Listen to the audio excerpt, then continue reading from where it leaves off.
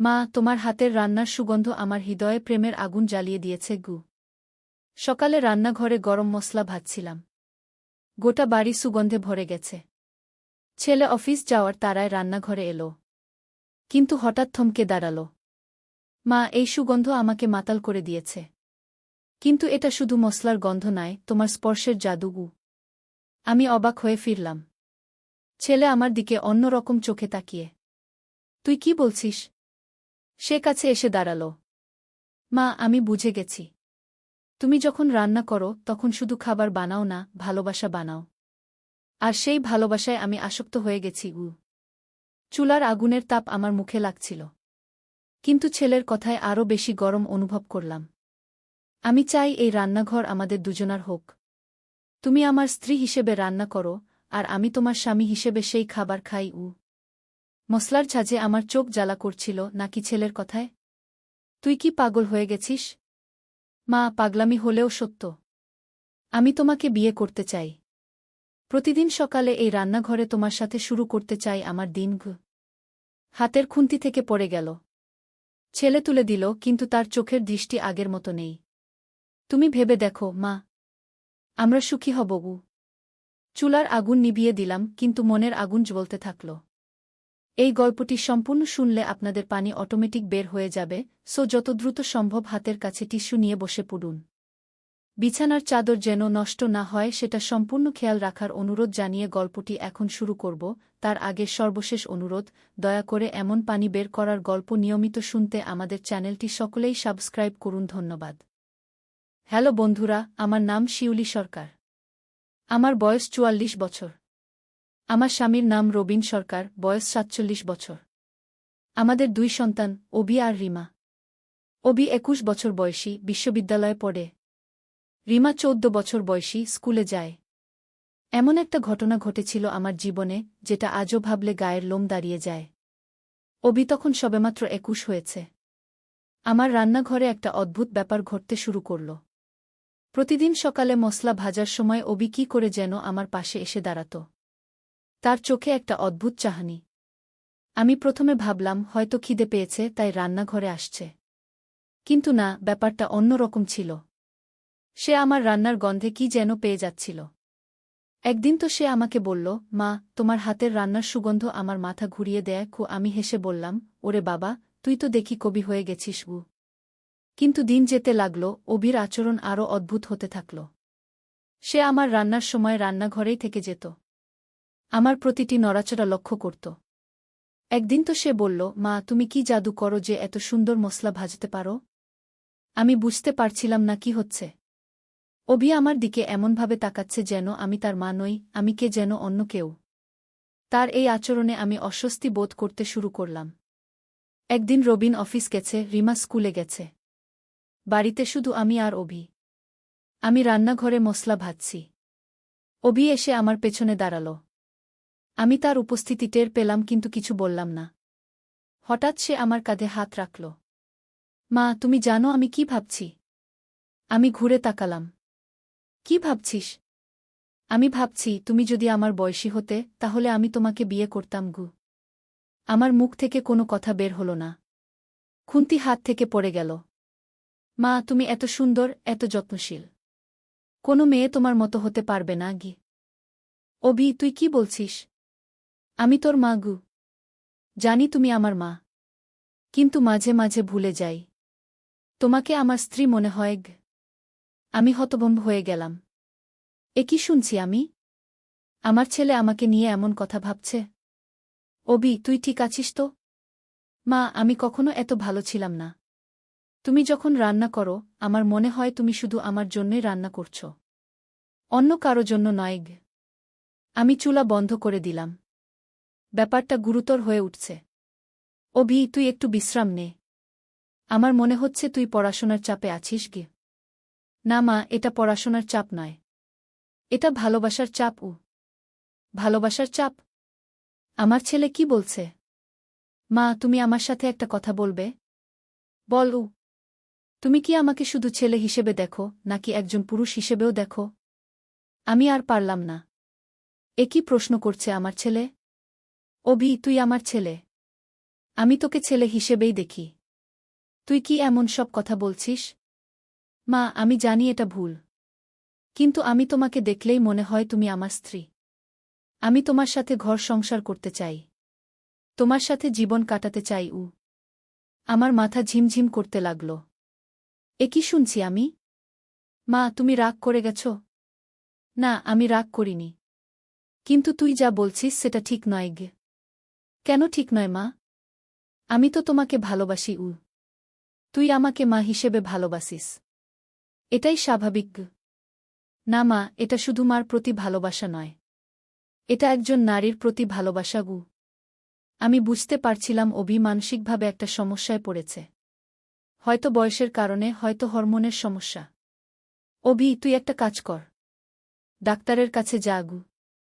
কেন মা? আমি তো ভালো আছি। তুই হয়তো মনে করছিস ভালো আছিস। কিন্তু তুই যা বলছিস সেটা স্বাভাবিক নয় গে। মা, তুমি আমাকে বিশ্বাস করো না? করি। কিন্তু তুই যা অনুভব করছিস সেটা ঠিক নয় গে। হঠাৎ অভি আমার কাছে এসে দাঁড়াল। খুব কাছে। মা, তুমি কি আমাকে ছুঁয়ে দেখবে?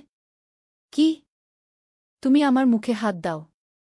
দেখো আমার জ্বর আছে কি না। আমি তার কপালে হাত দিলাম। জ্বর নেই। কিন্তু সে আমার হাত ধরে ফেলল। আস্তে আস্তে তার মুখের কাছে নিয়ে এলো। মা, তোমার হাতের গন্ধ আমার পাগল করে দেয়। আমি হাত সরিয়ে নিলাম।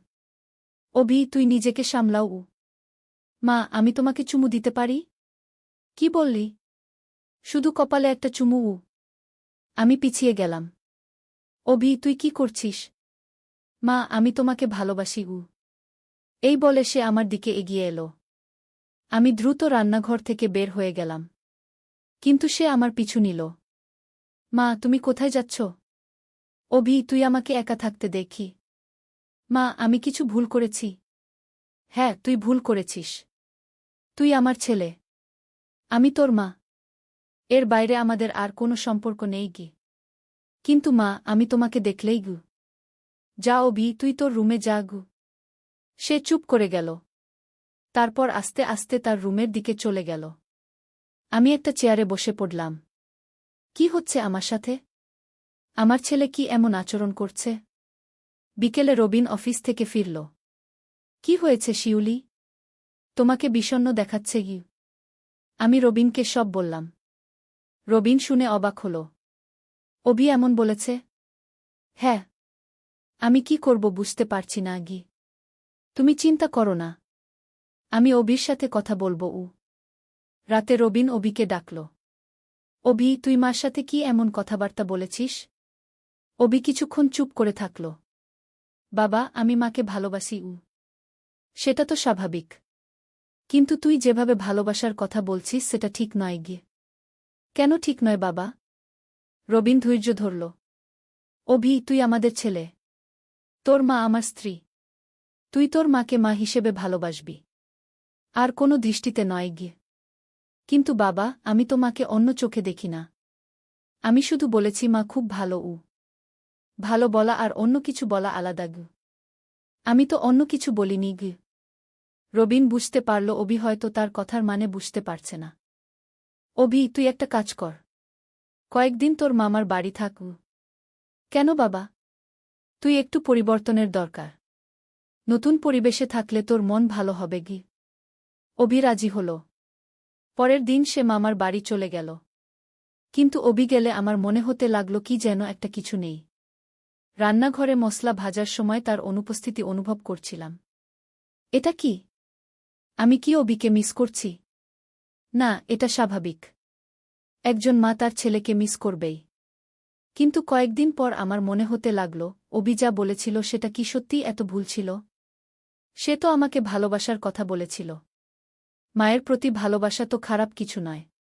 কিন্তু তার ভালোবাসার ধরন একটু অন্য রকম ছিল। আমি কি ভাবছি? এসব কি চিন্তা করছি আমি? একদিন রিমা আমাকে জিজ্ঞেস করল, মা, অভি ভাই কবে আসবে? কয়েকদিন পর। তুমি অভি ভাইকে মিস করছ? কেন এমন বলছিস? তুমি রান্নাঘরে একা একা কথা বলো। আগে তো করতে না। আমি অবাক হলাম। আমি কি সত্যিই একা একা কথা বলি? সেদিন রাতে রবিনকে বললাম, অবিকে ডেকে আনো গ। কেন? ও তো ভালোই আছে গি। আমার মন খারাপ লাগছে গি। শিউলি, তুমি অবিকে নিয়ে ভাবছ কেন? আমি তো ভাবছি না গি। তাহলে কেন ডেকে আনতে বলছ? আমি কি জবাব দেব? সত্যিই তো, আমি কেন অবিকে ডেকে আনতে চাইছি। পরের দিন অবি এলো। আমাকে দেখে হেসে বলল, মা কেমন আছো? ভালো উ। কিন্তু আমি লক্ষ্য করলাম অবি আগের মতো আমার দিকে তাকাচ্ছে না। তার চোখে আগের সেই চাহনি নেই। আমার মনে হলো সে যেন আমাকে এড়িয়ে চলছে। রান্নাঘরেও সে আসছে না। আমি অস্বস্তি বোধ করলাম। আমি কি চাইছিলাম? অভি আমার দিকে আগের মতো তাকাক? না, এটা ঠিক নয়। কিন্তু তার এই উদাসীনতা আমার ভালো লাগছে না। একদিন আমি তাকে জিজ্ঞেস করলাম, অভি, তুই ভালো আছিস তো? হ্যাঁ মা, ভালো আছি গু। তুই রান্নাঘরে আসিস না কেন? আসব মা গি। কিন্তু সে আসলো না। আমি বুঝতে পারলাম রবিন অভিকে কিছু বুঝিয়ে দিয়েছে। তাই সে আমার কাছ থেকে দূরে থাকছে। কিন্তু আমার কি হয়েছে? আমি কেন অভির অনুপস্থিতি অনুভব করছি? আমি কি সত্যিই অভিকে মিস করছি? একদিন সকালে আমি রান্নাঘরে মশলা ভাজছি। হঠাৎ অভি এলো। মা, আমি কিছু বলতে পারি? বল উ। আমি দুঃখিত। আমি তোমাকে অস্বস্তিতে ফেলেছি গু। আমার চোখে জল এসে গেল। না অভি, তুই কোনো ভুল করিসনি গে। করেছি মা। আমি ভুল কথা বলেছি। তুমি আমার মা। আমি তোমাকে মা হিসেবেই ভালোবাসি উ। আমি কিছু বলতে পারলাম না। মা, তুমি কাঁদছ কেন? কিছু না গি। সে আমার কাছে এসে দাঁড়াল। মা, তুমি আমাকে ক্ষমা করে দাও উ। আমি তার দিকে তাকালাম। তার চোখে আগের সেই অদ্ভুত চাহনি নেই। সে সত্যিই আমাকে মা হিসেবে দেখছে। কিন্তু আমার কেন মনে হচ্ছে আমি কিছু হারিয়েছি? মা, আমি প্রতিজ্ঞা করছি, আমি আর কখনো তোমাকে অস্বস্তিতে ফেলব না গি। আমি তার কপালে হাত দিলাম। তুই ভালো থাকিস গু। কিন্তু সেদিন রাতে আমি ভাবলাম, অবি যা বলেছিল সেটা কি সত্যিই এত খারাপ ছিল? সে তো আমাকে ভালোবাসার কথা বলেছিল। আমাকে যত্ন করার কথা বলেছিল। আমার স্বামী রবিন আমাকে কতদিন বলেছে আমি সুন্দর? কতদিন বলেছে আমার রান্নার প্রশংসা? কিন্তু অবি প্রতিদিন বলত। আমি কি ভাবছি? এসব কি চিন্তা আমার মাথায় আসছে? পরের দিন আমি লক্ষ্য করলাম অবি সত্যিই আমাকে এড়িয়ে চলছে। রান্নাঘরে আসছে না। আমার সাথে বেশি কথা বলছে না। আমার মন খারাপ হয়ে গেল। একদিন রিমা বলল, মা, তুমি আজকাল অন্যমনস্ক থাকো কেন? কিছু না গি। অভি ভাইয়ের সাথে তোমার কি হয়েছে? কিছু হয়নি তো উ। কিন্তু রিমা ছোট হলেও বুদ্ধিমান। মা, তুমি অভি ভাইকে মিস করছ? আমি অবাক হয়ে তার দিকে তাকালাম। কেন এমন বলছিস? তুমি যখন রান্না করো তখন রান্নাঘরের দরজার দিকে তাকাও। যেন কারো জন্য অপেক্ষা করছ উ। আমি কিছু বলতে পারলাম না। সত্যি কি আমি অভির জন্য অপেক্ষা করি? সেদিন রাতে রবিন বলল, শিউলি, তুমি কেমন যেন আছো গু। কেমন? উদাস উদাস গু। আমি কি বলবো? আমি নিজেই জানি না আমার কি হয়েছে। অভি কি আবার কিছু বলেছে? না গি। তাহলে? কিছু না গি। কিন্তু সত্যি কিছু না? আমার কি সত্যিই কিছু হয়নি? আমি কি সত্যিই অভির সেই কথাগুলো ভুলে গেছি? না, ভুলিনি। প্রতিদিন মনে পড়ে। মা, তুমি আমার স্ত্রী হিসেবে রান্না করো গ। এই কথাটা আমার মাথায় ঘুরপাক খায়। একদিন আমি সিদ্ধান্ত নিলাম অভির সাথে কথা বলবো। তাকে জিজ্ঞেস করব সে সত্যিই আমাকে এড়িয়ে চলছে কিনা। সকালে সবাই চলে যাওয়ার পর আমি অভির রুমে গেলাম। অভি, আমি কিছু বলতে পারি? বলো মা গি। তুই কি আমাকে এড়িয়ে চলছিস? অভি অবাক হয়ে আমার দিকে তাকালো। না তো মা। কেন এমন মনে হচ্ছে? তুই রান্নাঘরে আসিস না। আগে তো প্রতিদিন আসতি গু। আমি ভেবেছি তুমি হয়তো অস্বস্তি বোধ করবে গু। কেন অস্বস্তি বোধ করব? অভি কিছুক্ষণ চুপ করে থাকল। মা, আমি যা বলেছিলাম সেটা তো ভুল ছিল গু। কিন্তু তুই যা অনুভব করেছিলি সেটা কি মিথ্যা ছিল? অভি আরও অবাক হল। মা, তুমি কি বলছ? আমি নিজেও জানি না আমি কি বলছি। অভি, তুই সত্যি বল। তুই কি আমাকে ভালোবাসিস? অবশ্যই মা। তুমি আমার মা গু। না, আমি সেভাবে জিজ্ঞেস করছি না গি। অভি আমার দিকে অন্যভাবে তাকাল। মা, তুমি কি জানতে চাও? তুই আমাকে একজন নারী হিসেবে দেখিস কি না গে? অভির মুখ লাল হয়ে গেল। মা, এসব কি বলছ? তুই উত্তর দেখে। মা, আমি তুই সত্যি বল গু। অভি দীর্ঘশ্বাস ফেলল। মা, হ্যাঁ, আমি তোমাকে একজন সুন্দর নারী হিসেবে দেখি। কিন্তু আমি জানি এটা ভুল। আমার হৃদস্পন্দন বেড়ে গেল। ভুল কেন? কারণ তুমি আমার মা গু। আমি যদি তোর মা না হতাম? অভি অবাক হয়ে আমার দিকে তাকাল। মা, তুমি এমন কথা কেন বলছ? আমি নিজেও জানি না আমি কেন এমন কথা বলছি। অভি, তুই আমার কাছে এসো। সে ধীরে ধীরে আমার কাছে এলো। আমি তার মুখে হাত দিলাম। তুই সত্যিই আমাকে ভালোবাসিস? মা, তুই সত্যি বল গু। হ্যাঁ মা, আমি তোমাকে খুব ভালোবাসি। তোমার মতো নারী আমি আর দেখিনি গি। আমার চোখে জল এসে গেল। মা, তুমি কাঁদছ কেন? আমি জানি না গু। অভি আমার চোখের জল মুছে দিল। মা, আমি তোমাকে দুঃখ দিতে চাই না গি। তুই আমাকে দুঃখ দিসনি, বরং খুশি দিয়েছিস গু। কেন মা? কারণ তুই আমাকে একজন নারী হিসেবে দেখো। আমার স্বামী কতদিন আমাকে বলেছে আমি সুন্দর? অভি অবাক হল। মা, বাবা তোমাকে ভালোবাসে না? ভালোবাসে, কিন্তু সেটা এখন আর আগের মতো নেই গু। তাহলে? আমি অভির দিকে তাকালাম। অভি, আমি তোমাকে একটা কথা বলি? বলো মা গি। তুই আমাকে যেভাবে দেখিস সেটা আমার ভালো লাগে গু। অভির চোখ বড় হয়ে গেল। মা, তুমি কি বলছ? আমি বলছি, তুই আমাকে এড়িয়ে চলিস না। আগের মতো রান্নাঘরে এসো। কিন্তু মা, বাবা বলেছে গু। বাবাকে কিছু বলতে হবে না। আমরা দুজনে জানলেই হবে গু। অভি কিছুক্ষণ চুপ করে থাকল। মা, তুমি কি বলছো যে আমি তোমাকে গু? হ্যাঁ, তুই আমাকে ভালোবাসতে পারিস। কিন্তু সেটা আমাদের মধ্যেই থাকবে গু। কিন্তু মা, এটা তো এটা ভুল কিছু নয়। তুই আমাকে সম্মান করিস, যত্ন করিস। এর চেয়ে সুন্দর আর কি হতে পারে? অভি আমার কথা শুনে চুপ করে গেল। মা, তুমি সত্যি এটা চাও? হ্যাঁ গু। সে আস্তে আস্তে আমার কাছে এসে দাঁড়াল। মা, আমি তোমাকে ভালোবাসি। আমিও তোমাকে ভালোবাসি। সে আমার কপালে একটা চুমু দিল। আমার মনে হলো আমি স্বর্গে চলে গেছি। কিন্তু হঠাৎ আমার মাথায় একটা চিন্তা এলো। আমি কি করছি? আমি আমার ছেলের সাথে কি ধরনের সম্পর্কে জড়াচ্ছি? অভি, আমরা কি করছি? মা, আমরা ভালোবাসছি গু। কিন্তু এটা ঠিক তো?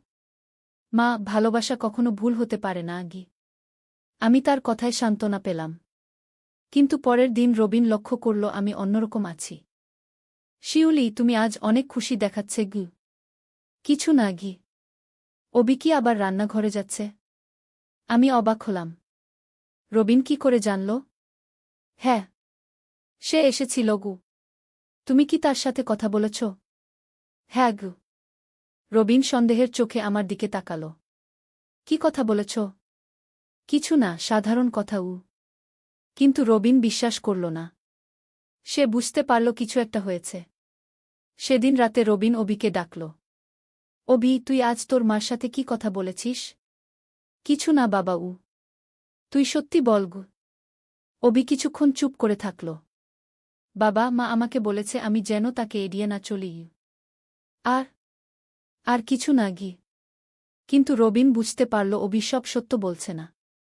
পরের দিন রবিন আমাকে জিজ্ঞেস করল, শিউলি, তুমি অভিকে কি বলেছ?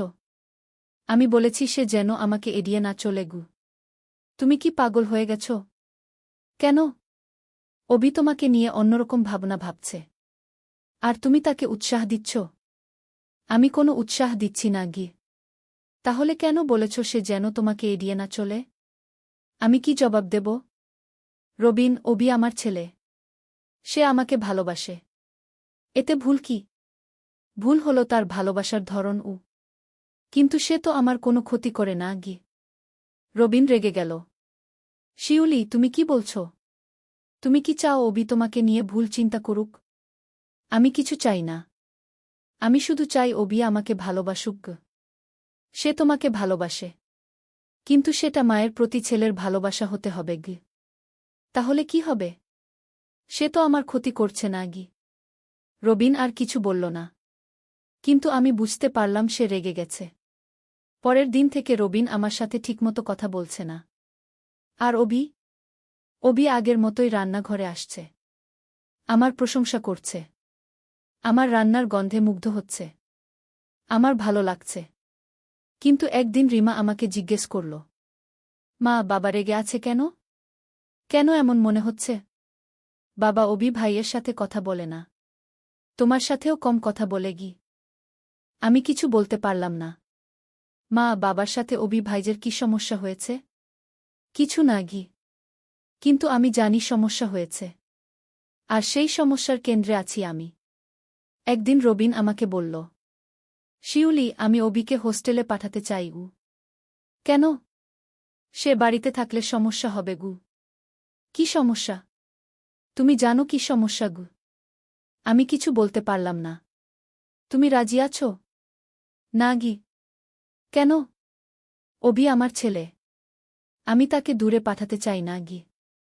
কিন্তু এভাবে চলতে পারে না গি। কেন চলতে পারে না? অবি কি কোনো অন্যায় করছে? সে তোমাকে ভুল চোখে দেখছে গি। আমার তো মনে হয় না সে ভুল চোখে দেখছে গি। রবিন আর কিছু বলল না। কিন্তু পরের দিন সে অবিকে ডেকে বলল, অবি, তুই হোস্টেলে চলে যাবি গু। কেন বাবা? তোর পড়াশোনা ভালো হবে গি। আমি তো বাড়িতে থেকেই পড়াশোনা করতে পারি উ। না, তুই হোস্টেলে যাবি গু। অভি আমার দিকে তাকাল। মা, তুমি কিছু বলো না কেন? আমি কি বলবো? রবিন ঠিকই বলছে। কিন্তু আমি অবিকে যেতে দিতে চাই না। অভি, তুই যদি থাকতে চাস তাহলে থাক। রবিন রেগে গেল। শিউলি, তুমি কি বলছ? আমি বলছি অভি আমাদের ছেলে। সে বাড়িতে থাকবে গু। কিন্তু কোনো কিন্তু নেই গে। রবিন আর কিছু বলল না। কিন্তু সেদিন রাত থেকে সে আমার সাথে একই বিছানায় শোয় না। আলাদা রুমে শুতে শুরু করল। আমি বুঝতে পারলাম আমার সংসার ভেঙে যাচ্ছে। কিন্তু আমি অবিকে ছাড়তে পারছি না। একদিন অবি আমাকে জিজ্ঞেস করল, মা, বাবা রেগে আছে কেন? তুমি জানো না? জানি। কিন্তু আমরা তো কোনো অন্যায় করিনি গিয়ে। তুই কি মনে করিস? আমি মনে করি আমরা শুধু ভালোবাসছি আর আর এতে ভুল কি? আমি কিছু বলতে পারলাম না। কারণ আমি নিজেও জানি না এতে ভুল কি। কিন্তু সমাজ বলবে এটা ভুল। রবিনও বলছে এটা ভুল। তাহলে কি সত্যিই ভুল? একদিন রিমা আমাকে জিজ্ঞেস করল, মা, তুমি আর বাবা আলাদা শুচ্ছ কেন? আমি অবাক হলাম। রিমা বুঝতে পেরেছে। কেন এমন মনে হচ্ছে? বাবা অন্য রুমে শোগু। আমি কি বলবো? রিমা, এসব নিয়ে তোর চিন্তা করতে হবে না গি। কিন্তু মা, আমাদের পরিবারের কি হচ্ছে? আমি রিমার কথায় চিন্তায় পড়ে গেলাম। সত্যিই তো, আমাদের পরিবারের কি হচ্ছে? রবিন আমার সাথে কথা বলছে না। আমি আর অবির মধ্যে একটা অদ্ভুত সম্পর্ক তৈরি হয়েছে। রিমা সব বুঝতে পারছে। আমি কি করব? একদিন আমি সিদ্ধান্ত নিলাম রবিনের সাথে কথা বলবো। রবিন, আমাদের কথা বলা দরকার। কি কথা? আমাদের সংসারের কথা গি। রবিন আমার দিকে তাকাল। শিউলি, তুমি যদি অবির সাথে তোমার সম্পর্ক স্বাভাবিক করো, তাহলে আমাদের সংসার স্বাভাবিক হবে গু। আমার সাথে অবির সম্পর্ক তো স্বাভাবিকই আছে গু। না, নেই। তুমি অবিকে উৎসাহ দিচ্ছ গো। আমি কোনো উৎসাহ দিচ্ছি না গি। তাহলে কেন সে তোমাকে এড়িয়ে না চলতে বলেছ? আমি চুপ করে গেলাম। শিউলি, তুমি কি বুঝতে পারছ না যে তুমি ভুল করছ? আমি কি ভুল করছি? তুমি তোমার ছেলের সাথে অস্বাভাবিক সম্পর্ক তৈরি করছ গু। কিন্তু আমি তো কিছু করিনি গিয়ে। তুমি তাকে সুযোগ দিচ্ছ গু। আমি বুঝতে পারলাম রবিন ঠিক বলছে। কিন্তু আমি অবিকে ছাড়তে পারছি না। রবিন, আমি চেষ্টা করব গু। শুধু চেষ্টা নয়, তুমি অবিকে পরিষ্কার বলে দাও যে তোমাদের মধ্যে শুধু মা আর ছেলের সম্পর্ক আছে গি। আমি মাথা নাড়লাম। পরের দিন আমি অবিকে ডাকলাম। অভি, আমাদের কথা বলা দরকার। কি কথা মা? আমরা যা করছি সেটা ঠিক নয় গি। অভির মুখ কালো হয়ে গেল। কেন ঠিক নয় মা? কারণ আমি তোর মা। তুই আমার ছেলে গি। কিন্তু আমরা তো কোনো অন্যায় করিনি গি। না, করিনি। কিন্তু আমাদের চিন্তা ভুল পথে যাচ্ছে গু। অভি চুপ করে গেল। মা, তুমি কি আমাকে ভালোবাসো না? ভালোবাসি। কিন্তু মা হিসেবে গু। তাহলে আগে তুমি কেন বলেছিলে গি? সেটা আমার ভুল ছিল গু। অভি আমার দিকে কিছুক্ষণ তাকিয়ে রইল। মা, তুমি কি বাবার চাপে এসব বলছ? আমি কিছু বলতে পারলাম না। মা, তুমি সত্যি বল। তুমি কি আমাকে ভালোবাসো না? আমার চোখে জল এসে গেল। অভি, আমি তোমাকে খুব ভালোবাসি। কিন্তু আমাদের এই ভালোবাসা আমাদের পরিবার ধ্বংস করে দিচ্ছে গি। কি করে? তোর বাবা আমাদের দেখে সন্দেহ করছে। রিমাও বুঝতে পারছে গি। অভি কিছুক্ষণ চুপ করে থাকল। তাহলে কি করব মা? আমরা স্বাভাবিক মা আর ছেলের মতো আচরণ করব। কিন্তু আমি তো তোমাকে অন্যভাবে দেখি গি। সেটা ভুলে যেতে হবে। অভি দীর্ঘশ্বাস ফেলল। ঠিক আছে মা। তুমি যদি বলো। আমার মন খারাপ হয়ে গেল। কিন্তু আমি জানি এটাই ঠিক। পরের দিন থেকে অভি আবার আমাকে এড়িয়ে চলতে শুরু করল। রান্নাঘরে আসছে না। আমার সাথে বেশি কথা বলছে না। আমার খুব মন খারাপ লাগছে। কিন্তু রবিন খুশি হল। সে আবার আমার সাথে স্বাভাবিক আচরণ করতে শুরু করল। একদিন রিমা বলল, মা, এখন আমাদের পরিবার আবার স্বাভাবিক হয়েছে গি। আমি হাসলাম। কিন্তু ভিতরে ভিতরে কাঁদছিলাম। কারণ আমি অভির সেই ভালোবাসা হারিয়ে ফেলেছি। কয়েকদিন পর অভি আমাকে বলল, মা, আমি হোস্টেলে চলে যাব গু। আমি অবাক হলাম। কেন? আমার মনে হচ্ছে এটাই ভালো হবে গু। কিন্তু তোর তো বাড়িতে থাকতে ইচ্ছে করছিল গু। করছিল। কিন্তু এখন মনে হচ্ছে দূরে থাকাই ভালো গু। আমি কিছু বলতে পারলাম না। মা, তুমি রাজি আছো? আমি মাথা নাড়লাম। কিন্তু মন রাজি ছিল না। অভি হোস্টেলে চলে গেল। আমাদের বাড়ি আবার শান্ত হয়ে গেল। রবিন খুশি। রিমা স্বাভাবিক। কিন্তু আমার মন খারাপ। একদিন রিমা আমাকে জিজ্ঞেস করল, মা, তুমি অভি ভাইকে মিস করছ? হ্যাঁ গু। তুমি কাঁদো কেন? আমি বুঝতে পারিনি আমার চোখে জল এসেছে। কিছু না গি। কিন্তু আমি জানি আমি অভিকে খুব মিস করছি। তার সেই ভালোবাসা, তার সেই যত্ন, তার সেই প্রশংসা। আমি সব হারিয়ে ফেলেছি। কিন্তু আমি জানি এটাই ঠিক। একটা পরিবারের জন্য এটাই ভালো। যদিও আমার হৃদয় এখনও অভির জন্য কাঁদে। মা, আমি তোমার রান্না ছাড়া বাঁচতে পারি না গি। এই কথা বলেই ছেলে আমাকে এমন একটা প্রস্তাব দিল যা শুনে আমি হতভম্ব হয়ে গেলাম। আজ সকালে রান্নাঘরে দাঁড়িয়ে ভাত রান্না করছিলাম। ছেলে পেছন থেকে এসে আমার কোমরে হাত দিয়ে বলল, মা, তুমি এত সুন্দর করে রান্না করো। আমি হেসে বললাম, তোর জন্যই তো। সে আমার কানের কাছে মুখ নিয়ে এসে ফিসফিস করে বলল, মা, আমি চাই সারা জীবন তোমার রান্না খেতে গু। চুলা থেকে ভাতের পাত্র নামিয়ে রাখলাম। সে আমার হাত ধরে বলল, কিন্তু শুধু ছেলে হিসেবে নয়, স্বামী হিসেবে। আমি চমকে উঠলাম। সে আমার চোখের দিকে তাকিয়ে বলল, মা, আমি জানি এটা অস্বাভাবিক লাগছে, কিন্তু আমি তোমাকে ভালোবাসি। রান্নাঘরের আলো তার মুখ উজ্জ্বল দেখাচ্ছিল। সে বলল, আমি চাই তুমি আমার স্ত্রী হও। আমরা এই বাড়ি ছেড়ে অন্য শহরে চলে যাব গু। আমার হাত থেকে চামচ পড়ে গেল। সে আমাকে জড়িয়ে ধরে বলল, মা, তুমি যদি রাজি হও, আমি তোমাকে সারা জীবন রানীর মতো রাখব গু। ভাতের গন্ধ রান্নাঘরে ছড়িয়েছিল, কিন্তু আমি শুধু তার কথাগুলো শুনছিলাম যা আমার মনের গভীরে গেঁথে যাচ্ছিল। এই গল্পটি সম্পূর্ণ শুনলে আপনাদের পানি অটোমেটিক বের হয়ে যাবে, সো যত দ্রুত সম্ভব হাতের কাছে টিস্যু নিয়ে বসে পড়ো। বিছানার চাদর যেন নষ্ট না হয় সেটা সম্পূর্ণ খেয়াল রাখার অনুরোধ জানিয়ে গল্পটি এখন শুরু করব। তার আগে সর্বশেষ অনুরোধ, দয়া করে এমন পানি বের করার গল্প নিয়মিত শুনতে আমাদের চ্যানেলটি সকলেই সাবস্ক্রাইব করুন। ধন্যবাদ। হ্যালো বন্ধুরা, আমার নাম নীলুফার খান। আমার বয়স ৩৯ বছর। আমার স্বামীর নাম রেজাউল খান, বয়স ৫০ বছর। আমাদের ৩ সন্তান, রাফি, তানিয়া আর সাকিব। রাফির বয়স ২১ বছর, ইউনিভার্সিটিতে পড়ে। তানিয়া ১৬ বছর বয়সী, কলেজে যায়।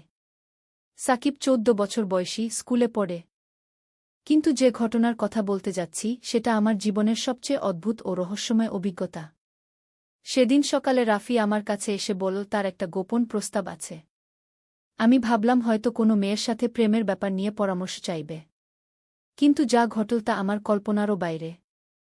রাফি আমার হাত ধরে বসিয়ে দিল সোফায়। তার চোখে একটা অদ্ভুত ঔজ্জ্বল্য। সে বলল, মা, আমি জানি এটা শুনতে অস্বাভাবিক লাগবে, কিন্তু আমি চাই আমরা একসাথে একটা নতুন জীবন শুরু করি। আমি বুঝতে পারছিলাম না সে কি বলতে চাইছে। তারপর সে যা বলল সেটা শুনে আমার মাথা ঘুরে গেল। মা, আমি চাই তুমি আমার জীবনসঙ্গিনী হও। আমরা দূরে কোথাও চলে যাব। সেখানে আমরা স্বামী-স্ত্রী হিসেবে থাকব। আমার হাত কাঁপতে শুরু করল। রাফি আমার মুখের দিকে তাকিয়ে বলল, মা, আমি জানি এটা সমাজের চোখে খারাপ। কিন্তু আমি তোমাকে এতটাই ভালোবাসি যে অন্য কোনো মেয়েকে স্ত্রী হিসেবে কল্পনাও করতে পারি না। আমি বোবা হয়ে বসে রইলাম। রাফি আমার পা স্পর্শ করে বলল, মা, তুমি যদি রাজি হও, আমি তোমাকে এমনভাবে ভালোবাসব যেমনটা কোনো স্বামী তার স্ত্রীকে ভালোবাসে। ঠিক সেই মুহূর্তে দরজার কড়া নাড়ার আওয়াজ পেলাম। রাফি গিয়ে দরজা খুল। বাইরে দাঁড়িয়ে ছিল একজন বয়স্ক লোক, যার হাতে একটা বড় সুটকেস। সে বলল, আমি এসেছি রাফি খানের খোঁজে। আমি তার দাদু, নুরুল ইসলাম ঘ। আমি চমকে উঠলাম। রাফির দাদু তো 15 বছর আগে মারা গিয়েছিলেন। আমি রাফির দিকে তাকালাম। তার মুখ ফ্যাকাশে হয়ে গেছে। সে ইতস্তত করে বলল, দাদু, আপনি আপনি তো বৃদ্ধ লোকটি মুচকি হেসে বলল, হ্যাঁ, আমি মরে গিয়েছিলাম। কিন্তু আমার কিছু অসমাপ্ত কাজ ছিল। তাই আমি ফিরে এসেছি। আমার পুরো শরীর কাঁপছিল। এটা কি হচ্ছে? রাফি আমার দিকে তাকিয়ে বলল, মা, দাদু আসলে একজন জাদুকর ছিলেন। উনি আমাকে ছোটবেলায় অনেক অদ্ভুত জিনিস শিখিয়েছিলেন। দাদু ভেতরে ঢুকে তার সুটকেস খুল। সেখানে অনেক অদ্ভুত জিনিসপত্র, রঙিন পাথর, প্রাচীন বই, আর একটা আয়না যেটার মধ্যে আলো ঝিকমিক করছিল। তিনি বললেন, রাফি, তোমার মনের গভীরে যে আকাঙ্ক্ষা, সেটা আসলে একটা অভিশাপের ফল। আমাদের পারিবারিক একটা পুরাতন অভিশাপ। আমি অবাক হয়ে জিজ্ঞেস করলাম, কি ধরনের অভিশাপ? দাদু বললেন, আমাদের পূর্বপুরুষরা একসময় একটা প্রাচীন মন্দিরে ডাকাতি করেছিল। সেখানকার পুরোহিত অভিশাপ দিয়েছিল যে এই বংশের প্রতিটি পুরুষ তার মায়ের প্রতি অস্বাভাবিক আকর্ষণ অনুভব করবে। রাফি বলল, তাহলে আমি কি করব, দাদু? দাদু বললেন, এই অভিশাপ ভাঙার একটাই উপায়। তোমাকে 7 দিনের মধ্যে একটা অসাধারণ কাজ করতে হবে। তুমি এই আয়নার মধ্যে দিয়ে অতীতে গিয়ে সেই অভিশাপদাতার কাছে ক্ষমা চাইতে হবে। আমি জিজ্ঞেস করলাম, কিন্তু এটা কি করে সম্ভব? দাদু হাসলেন। নীলুফার বেটি, এই পৃথিবীতে অসম্ভব বলে কিছু নেই। জাদুর জগতে সবকিছুই সম্ভব। তারপর তিনি আয়নাটা রাফির হাতে দিয়ে বললেন, এই আয়নায় তাকালে তুমি অতীত দেখতে পাবে। যে মুহূর্তে সেই মন্দিরের দৃশ্য দেখবে, সেই মুহূর্তেই এর মধ্যে ঢুকে যাবে। রাফি কাপা কাপা হাতে আয়নাটা নিল। সে যেই আয়নায় তাকাল, অমনি আয়নার মধ্যে একটা ঝলকানি দেখা গেল। তারপর হঠাৎ করেই রাফি অদৃশ্য হয়ে গেল। আমি চিৎকার করে উঠলাম। দাদু আমাকে শান্ত হতে বললেন। চিন্তা করো না বেটি। সে নিরাপদে ফিরে আসবে। তিনি আমাকে বসিয়ে বললেন, এই 7 দিন তুমি আমার সাথে থাকো। আমি তোমাকে আমাদের পারিবারিক ইতিহাস বলব। প্রথম দিন দাদু আমাকে বললেন আমাদের পূর্বপুরুষদের কথা। আমাদের পূর্বপুরুষ জমিদার জাফর আলী খান ছিলেন বিখ্যাত ধনী। কিন্তু তিনি ছিলেন অত্যন্ত লোভী। একদিন তিনি শুনলেন যে একটা প্রাচীন মন্দিরে অনেক স্বর্ণমুদ্রা লুকানো আছে। দ্বিতীয় দিন দাদু বললেন, জাফর আলী তার সৈন্যদের নিয়ে সেই মন্দির আক্রমণ করেছিল। কিন্তু মন্দিরের পুরোহিত ছিল একজন শক্তিশালী তান্ত্রিক। তৃতীয় দিন দাদু বর্ণনা করলেন সেই ভয়ঙ্কর রাতের কথা। পুরোহিত অভিশাপ দিয়ে বলেছিল, তোমার বংশের প্রতিটি পুরুষ তার মায়ের প্রতি কামনা অনুভব করবে। এই অভিশাপ ততদিন থাকবে যতদিন না কেউ আমার কাছে এসে ক্ষমা চায়। চতুর্থ দিন দাদু আমাকে দেখালেন আমাদের পারিবারিক বংশতালিকা। তিনি বললেন, এই অভিশাপের কারণে আমাদের পরিবারে কত ছেলে তাদের পরিবার ছেড়ে পালিয়েছে। কেউ পাগল হয়েছে, কেউ আত্মহত্যা করেছে। পঞ্চম দিন দাদু আমাকে বিভিন্ন মন্ত্র আর তাবিজের কথা বললেন। আমি যৌবনে অনেক চেষ্টা করেছি এই অভিশাপ ভাঙতে, কিন্তু পারিনি। তাই আমি মারা যাওয়ার আগে এই আয়নায় আমার আত্মা বেঁধে রেখেছি। ষষ্ঠ দিন দাদু বললেন, আগামীকাল রাফি ফিরে আসবে। তখন দেখা যাবে সে সফল হয়েছে কিনা। সপ্তম দিন সকালে হঠাৎ ঘরের মধ্যে একটা উজ্জ্বল আলো ছড়িয়ে পড়ল। সেই আলোর মধ্যে থেকে রাফি বের হয়ে এল। তার মুখে একটা অদ্ভুত শান্তির ছাপ। রাফি আমার দিকে তাকিয়ে বলল, মা, আমি সফল হয়েছি। আমি সেই পুরোহিতের কাছে ক্ষমা চেয়েছি। তিনি আমাদের অভিশাপ মুক্ত করে দিয়েছেন। দাদু খুশি হয়ে বললেন, চমৎকার। এবার আমি নিশ্চিন্তে মৃত্যুলোকে ফিরে যেতে পারি। রাফি আমার হাত ধরে বলল, মা, আমি এখন বুঝতে পারছি আমার মধ্যে যে অনুভূতি ছিল সেটা স্বাভাবিক ছিল না। এখন আমি একজন সাধারণ ছেলের মতো অনুভব করছি। আমি স্বস্তির নিঃশ্বাস ফেললাম। দাদু বললেন, এবার রাফি স্বাভাবিক জীবন কাটাতে পারবে। সে যাকে ইচ্ছা বিয়ে করতে পারবে। তারপর দাদু ধীরে ধীরে ঝাপসা হতে শুরু করলেন। তিনি বললেন, আমার কাজ শেষ। এবার আমি শান্তিতে চলে যেতে পারি। এভাবেই আমাদের পারিবারিক এই রহস্যময় অভিশাপের অবসান ঘটল। রাফি এখন একজন স্বাভাবিক যুবক। সে একটা মেয়ের সাথে প্রেম করছে। তাদের বিয়ে হবে আগামী বছর। আর আমি এই অভূতপূর্ব অভিজ্ঞতার পর বুঝতে পেরেছি যে এই পৃথিবীতে অনেক রহস্য রয়েছে যেগুলো আমরা জানি না। কিন্তু ভালোবাসা আর সাহসের মাধ্যমে সব বাধা অতিক্রম করা যায়। এই ঘটনার পর আমাদের পরিবারে শান্তি ফিরে এসেছে। রেজাউল, আমার স্বামী, এই পুরো ঘটনা জানার পর বুঝতে পেরেছেন কেন আমাদের পরিবারে আগে এত অস্বস্তি ছিল। তানিয়া আর সাকিবও এখন অনেক খুশি। তারা বলে যে এই বাড়িতে এখন অন্যরকম একটা ভালো অনুভূতি। রাফি এখন তার প্রেমিকা সুমাইয়ার সাথে বিয়ের প্রস্তুতি নিচ্ছে। সুমাইয়া একটা চমৎকার মেয়ে। তার সাথে রাফির সম্পর্ক একদম স্বাভাবিক ও সুস্থ। মাঝে মাঝে আমি ভাবি, যদি দাদু না এসে থাকতেন তাহলে কি হতো? হয়তো আমাদের পরিবার ভেঙে যেত। হয়তো রাফি পাগল হয়ে যেত। কিন্তু এখন সব ঠিক আছে। আমি আবার স্বাভাবিক একজন মা। রাফি আমার ভালো ছেলে। আমরা আবার একটা সুখী পরিবার। কখনো কখনো রাতের বেলা আমি সেই আয়নার কথা ভাবি যেটার মাধ্যমে রাফি অতীতে গিয়েছিল। দাদু চলে যাওয়ার সময় সেই আয়নাটাও নিয়ে গিয়েছিলেন। তিনি বলেছিলেন, এই আয়না আর কারো কাজে লাগবে না। আমি এটাকে অন্য জগতে নিয়ে যাচ্ছি। এই পুরো ঘটনাটা আমার কাছে এখনও একটা স্বপ্নের মতো লাগে। কিন্তু এটা সত্যি ঘটেছিল। আমাদের পরিবার এই অভিশাপ থেকে মুক্তি পেয়েছে। এখন যখন রাফি আমাকে কিমা-ই বলে ডাকে, তখন সেটা একদম স্বাভাবিক শোনায়। আর কোনো অদ্ভুত অনুভূতি নেই। আমি এই গল্পটা বলার কারণ হচ্ছে, পৃথিবীতে এমন অনেক রহস্য আছে যেগুলো আমরা বুঝি না। কিন্তু সাহস আর ধৈর্যের সাথে মোকাবিলা করলে সব সমস্যার সমাধান হয়। আমাদের এই অভিজ্ঞতা আমাকে শিখিয়েছে যে পারিবারিক বন্ধন কতটা গুরুত্বপূর্ণ। যতই বিপদ আসুক, পরিবারের সবাই একসাথে থাকলে সব অতিক্রম করা যায়। রাফি এখন বিশ্ববিদ্যালয়ে পড়াশোনা শেষ করে চাকরি খোঁজার চেষ্টা করছে। সে একটা ভালো চাকরি পেয়ে গেলে সুমাইয়ার সাথে বিয়ে করবে। তানিয়া এখন উচ্চমাধ্যমিকের ছাত্রী। সে ডাক্তার হতে চায়। তার পড়াশোনা খুব ভালো যাচ্ছে। সাকিব এখন নবম শ্রেণীতে পড়ে। সে খুব মেধাবী ছেলে।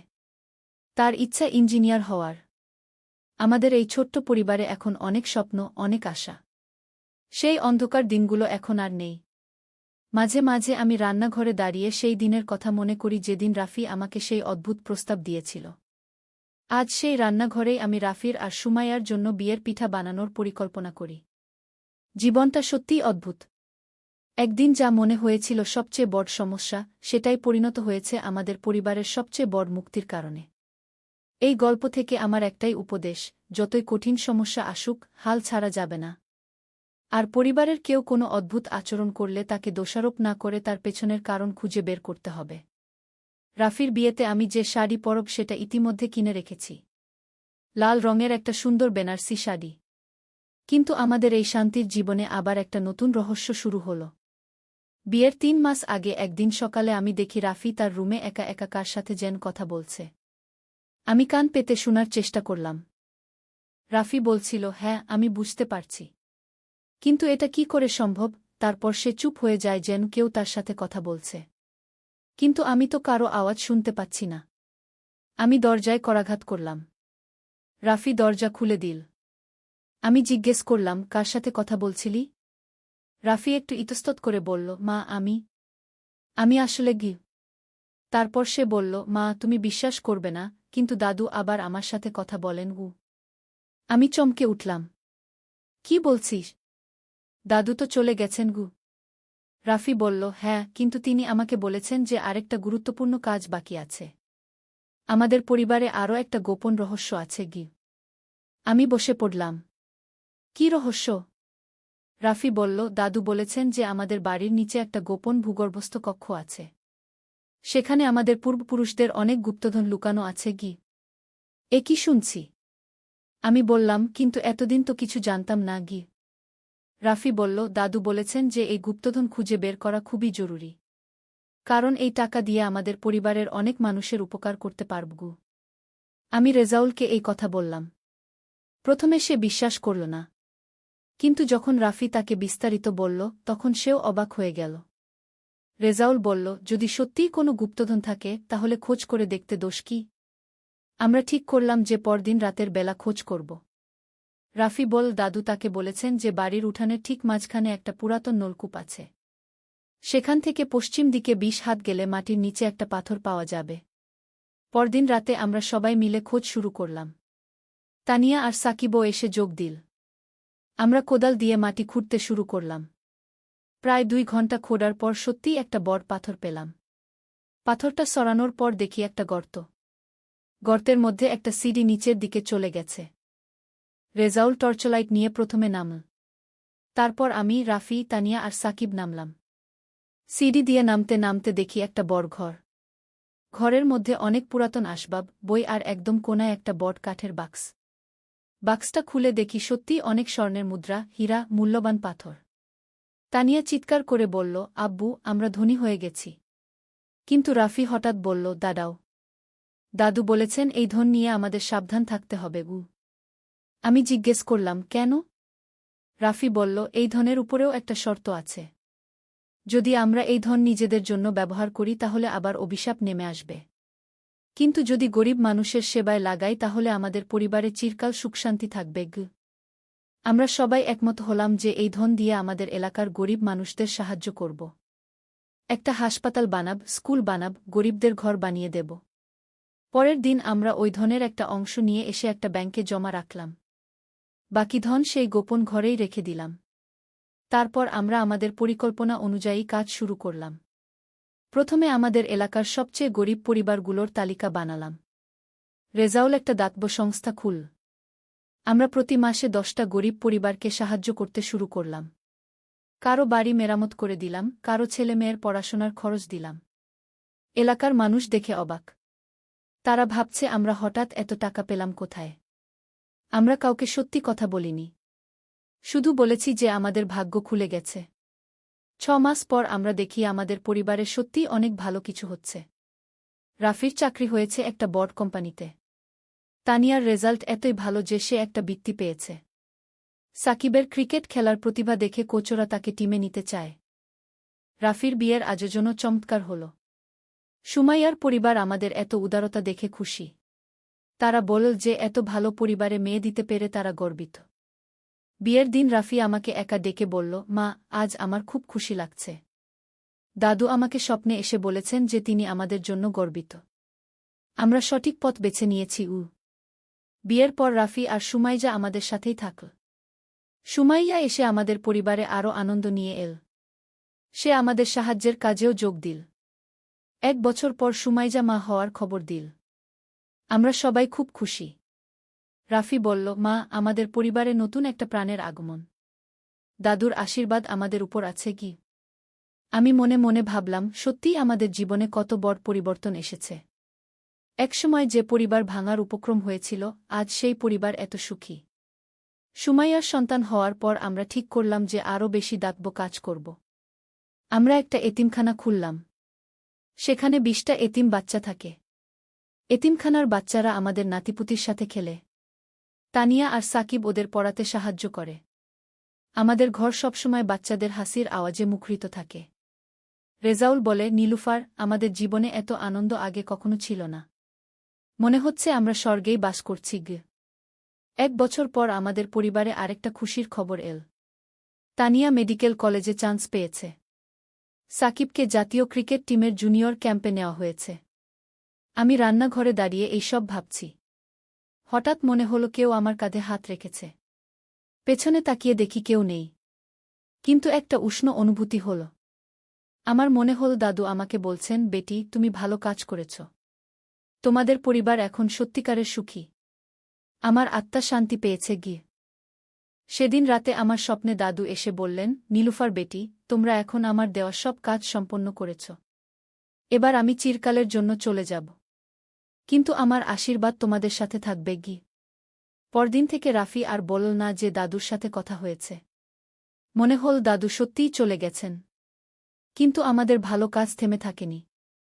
আমরা আরও 1 বছর পর একটা বিনামূল্যে চিকিৎসা কেন্দ্র খুললাম। সেখানে গরিব মানুষরা বিনা পয়সায় চিকিৎসা পায়। তানিয়া এখন মেডিকেলের 2য় বর্ষে। সে বলে, আম্মা, আমি ডাক্তার হয়ে আমাদের চিকিৎসা কেন্দ্রেই কাজ করব।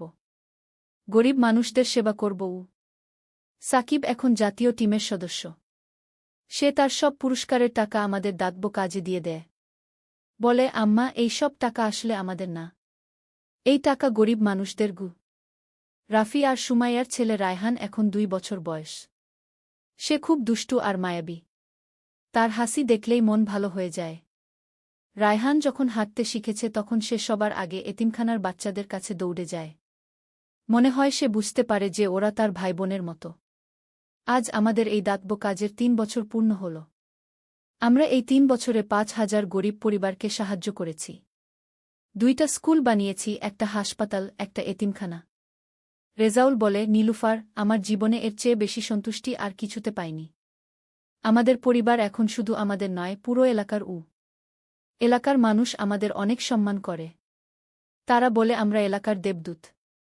আমি জানি আমরা দেবদূত নই, আমরা শুধু সৌভাগ্যবান যে আমাদের সাহায্য করার মতো সামর্থ্য আছে। গত মাসে আমাদের এলাকায় বন্যা হয়েছিল। আমরা সবার আগে ত্রাণ কাজে এগিয়ে গেলাম। আমাদের পুরো পরিবার, এমনকি 2 বছরের রায়হানও আমাদের সাথে ছিল ত্রাণ বিতরণের সময়। একজন বয়স্ক মানুষ আমার হাত ধরে বলল, বেটি, তোমাদের মতো মানুষ থাকলে পৃথিবীতে স্বর্গ নেমে আসে গি। সেদিন রাতে আমি ভাবলাম, আমাদের এই যাত্রা কেমন অদ্ভুত। একসময় যে পরিবারে অভিশাপ ছিল, আজ সেই পরিবার হাজার হাজার মানুষের আশীর্বাদ পাচ্ছে। রাফি এখন একটা কোম্পানির ম্যানেজার। সুমাইয়া একটা এনজিওতে কাজ করে। তানিয়া ডাক্তার হওয়ার জন্য কঠোর পরিশ্রম করছে। সাকিব দেশের হয়ে ক্রিকেট খেলছে। আর আমি একজন সন্তুষ্ট মা। আমার সব সন্তান ভালো মানুষ। তারা শুধু নিজেদের জন্য বাঁচে না, অন্যদের জন্যও বাঁচে। মাঝে মাঝে আমি সেই গুপ্তধনের গোপন ঘরে যাই। ধনের বেশিরভাগ এখনও আছে। আমরা অল্প অল্প করে খরচ করি যেন আমাদের সাহায্যের কাজ অনেক দিন চালিয়ে যেতে পারি। সেই ঘরে একটা পুরাতন ডায়েরি পেয়েছিলাম। সেটা পরে জানতে পারলাম আমাদের পূর্বপুরুষ জাফর আলী খানের আসল ইচ্ছার কথা। তিনি লিখেছিলেন যে তার জমানো সম্পদ যেন একদিন গরিব মানুষের কাজে লাগে। কিন্তু তার ছেলেরা সেই ইচ্ছা পূরণ করেনি।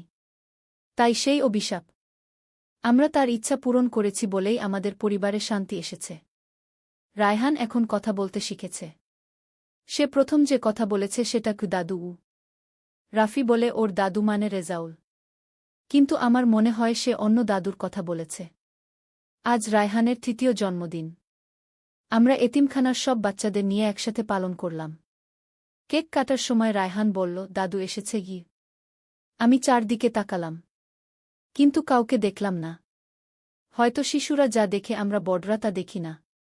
সেদিন রাতে আমার স্বপ্নে দাদু এসে বললেন, বেটি, তোমাদের ভালো কাজ দেখে আমি গর্বিত। রায়হান আমাদের পরিবারের নতুন আশা।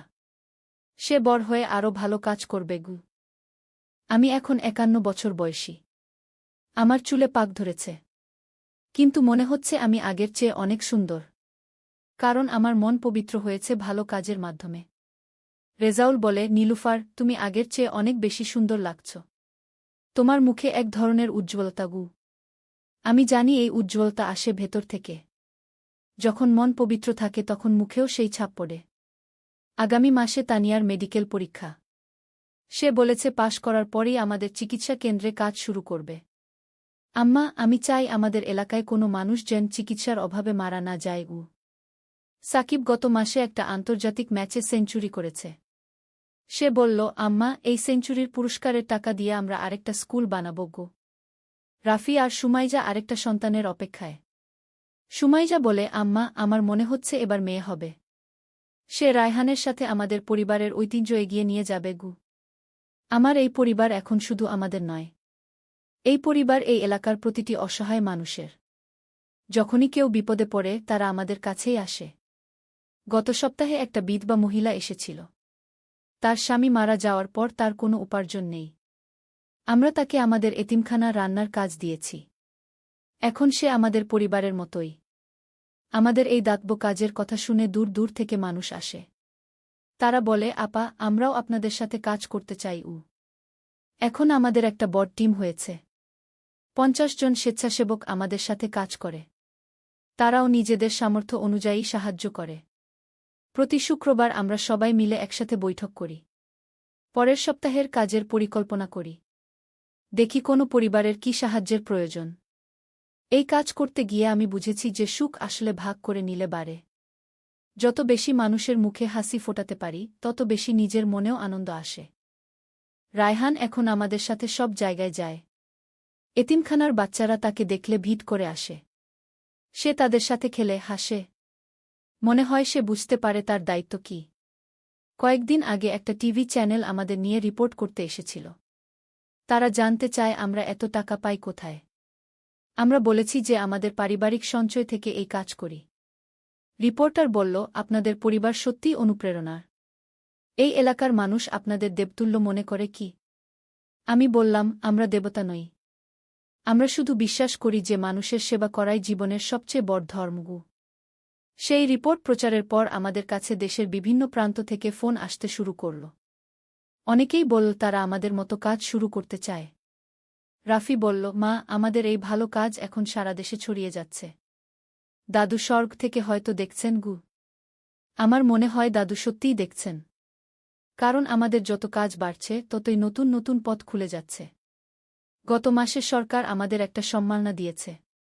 সেরা দাতব্য পরিবার পুরস্কার পেয়েছি আমরা। মন্ত্রী মহোদয় বলেছেন, এই পরিবার দেশের জন্য গর্বের। কিন্তু আমি জানি আমাদের আসল পুরস্কার হচ্ছে গরিব মানুষের মুখের হাসি। যখন কোনো অসহায় মা বলে, আপা, আপনাদের জন্য আমার সন্তান বেঁচে আছে কি, তখনই আমি বুঝি আমাদের জীবনের সার্থকতা। তানিয়া এখন ডাক্তার। সে আমাদের হাসপাতালে বিনামূল্যে রোগী দেখে। তার স্বপ্ন হচ্ছে একদিন এই এলাকা থেকে অকাল মৃত্যু একদম বন্ধ করা। আম্মা, আমি চাই আমাদের এলাকায় প্রতিটি শিশুর জন্ম নিরাপদ হোক। প্রতিটি মা সুস্থ থাকুক। তানিয়ার এই কথা শুনলে আমার চোখে পানি চলে আসে। সাকিব এখন জাতীয় টিমের ক্যাপ্টেন। কিন্তু সে কখনো ভোলে না তার শেক্ট। প্রতি ম্যাচ জেতার পর সে বলে, এই আমার এলাকার গরিব মানুষদের জন্য। রাফি আর সুমাইয়ার দ্বিতীয় সন্তান রাইসা এখন 1 বছর বয়স। ও খুব চঞ্চল আর হাসিখুশি। রায়হান তার বোনকে খুব যত্ন করে। রাইসা যখন হাসে তখন মনে হয় ঘরে যেন আলো ছড়িয়ে পড়ে। এতিমখানার বাচ্চারা ওকে দেখলে সবাই ভিড় করে আসে। আমাদের এতিমখানায় এখন 50টা বাচ্চা আছে। তারা সবাই আমাদের নিজের সন্তানের মতো। প্রতিদিন সকালে তাদের হইচই শুনলে মন ভালো হয়ে যায়। বাচ্চাদের মধ্যে একটা ছেলে আছে, নাম শফিক। তার বয়স 8 বছর। সে খুব মেধাবী। তানিয়া বলে, আম্মা, শফিক বড় হয়ে ডাক্তার হতে চায়। আমি ওকে সব সাহায্য করব। শফিক প্রায়ই আমার কাছে এসে বলে, নানি, আমি বড় হয়ে আপনাদের মতো মানুষের সেবা করব। তার কথা শুনলে বুঝি আমাদের এই কাজ পরবর্তী প্রজন্মে চলে যাবে। আমাদের স্কুলে এখন 300 ছেলে মেয়ে পড়াশোনা করে। তাদের মধ্যে অনেকেই অনাথ বা দরিদ্র পরিবারের সন্তান। কিন্তু তারা সবাই স্বপ্ন দেখে বড় হয়ে কিছু একটা করার। গত সপ্তাহে আমাদের স্কুলের একটা ছাত্রী লিখিত পরীক্ষায় পুরো জেলায় প্রথম হয়েছে। তার নাম রিনা। তার বাবা একজন রিকশাওয়ালা। রিনা আমার কাছে এসে বলল, নানি, আমি বড় হয়ে শিক্ষক হব। আর আপনাদের মতো গরিব বাচ্চাদের পড়াবো। এই ছোট্ট মেয়েটার স্বপ্ন শুনে আমার মনে হল আমাদের এই কাজ সত্যিই সার্থক হয়েছে। আমরা শুধু সাহায্য করিনি, একটা নতুন প্রজন্ম তৈরি করেছি যারা অন্যদের সাহায্য করতে চায়। রেজাউল এখন একটা বড় ব্যবসায়ী। কিন্তু তার সব লাভ আমাদের দাতব্য কাজেই খরচ হয়। সে বলে, নীলুফার, ব্যবসা করি শুধু যেন আমাদের সেবার কাজ চালিয়ে যেতে পারি। আমাদের হাসপাতালে এখন দিনে 200 রোগী আসে। তানিয়া আর আরও 3 জন ডাক্তার কাজ করেন। সব চিকিৎসা বিনামূল্যে। একদিন একজন বৃদ্ধ মানুষ আমার হাত ধরে কাঁদতে শুরু করল। সে বলল, বেটি, তোমাদের জন্য আমার জীবন রক্ষা পেয়েছে। আমার কোনো টাকা নেই, কিন্তু আমার দোয়া আছে। আমি বললাম, চাচা, আপনার দোয়াই আমাদের সবচেয়ে বড় পুরস্কার। সত্যিই এই গরিব মানুষদের দোয়া আমাদের শক্তি দেয়, প্রতিদিন কাজ করার অনুপ্রেরণা দেয়। আজ রায়হানের ৫ম জন্মদিন। সে এখন অনেক কিছু বুঝতে পারে। সে বলল, নানি, আমি বড় হয়ে আপনাদের সাথে গরিব মানুষদের সাহায্য করব। আমি তাকে জড়িয়ে ধরে বললাম, বাবা, তুমি আমাদের পরিবারের আশার আলো। রাইসাও এখন হাঁটতে পারে। সে প্রতিদিন এতিমখানার বাচ্চাদের সাথে খেলে। মনে হয় সে বুঝতে পারে ওরা তার ভাইবোনের মতো। আমাদের পরিবারের এই পরিবর্তনের গল্প শুনে অনেক পরিবার অনুপ্রাণিত হয়েছে। তারাও তাদের সামর্থ্য অনুযায়ী মানুষের সেবা শুরু করেছে। গত বছর আমাদের জেলায় বন্যা হয়েছিল।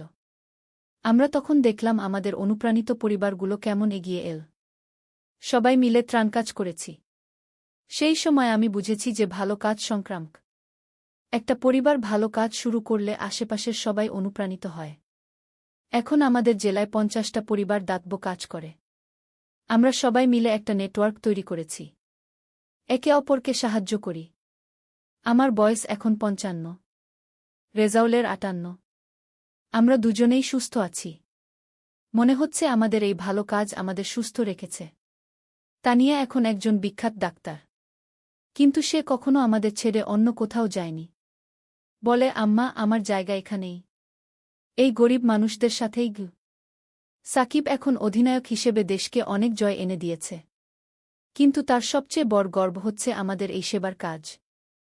আম্মা, ক্রিকেট খেলে আমি দেশের নাম উজ্জ্বল করি। কিন্তু আপনাদের এই কাজ মানুষের হৃদয় উজ্জ্বল করে কি? সাকিবের এই কথা শুনে আমার গর্বে বুক ভরে যায়। রাফি এখন একটা বড় কোম্পানির পরিচালক। তার আয়ের বেশিরভাগই আমাদের দাতব্য কাজে খরচ হয়।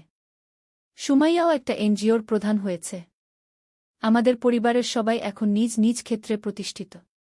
কিন্তু আমাদের মূল পরিচয় হচ্ছে সেবাকারী পরিবার। গতকাল রাতে আমার স্বপ্নে আবার দাদু এসেছিল। তিনি বললেন, বেটি, তোমরা আমার প্রত্যাশার চেয়েও বেশি করেছ। আমাদের পরিবারের নাম এখন আশীর্বাদের সাথে জড়িত। আমি জিজ্ঞেস করলাম, দাদু, আমরা কি সব ঠিক পথেই চলছি? তিনি হাসলেন।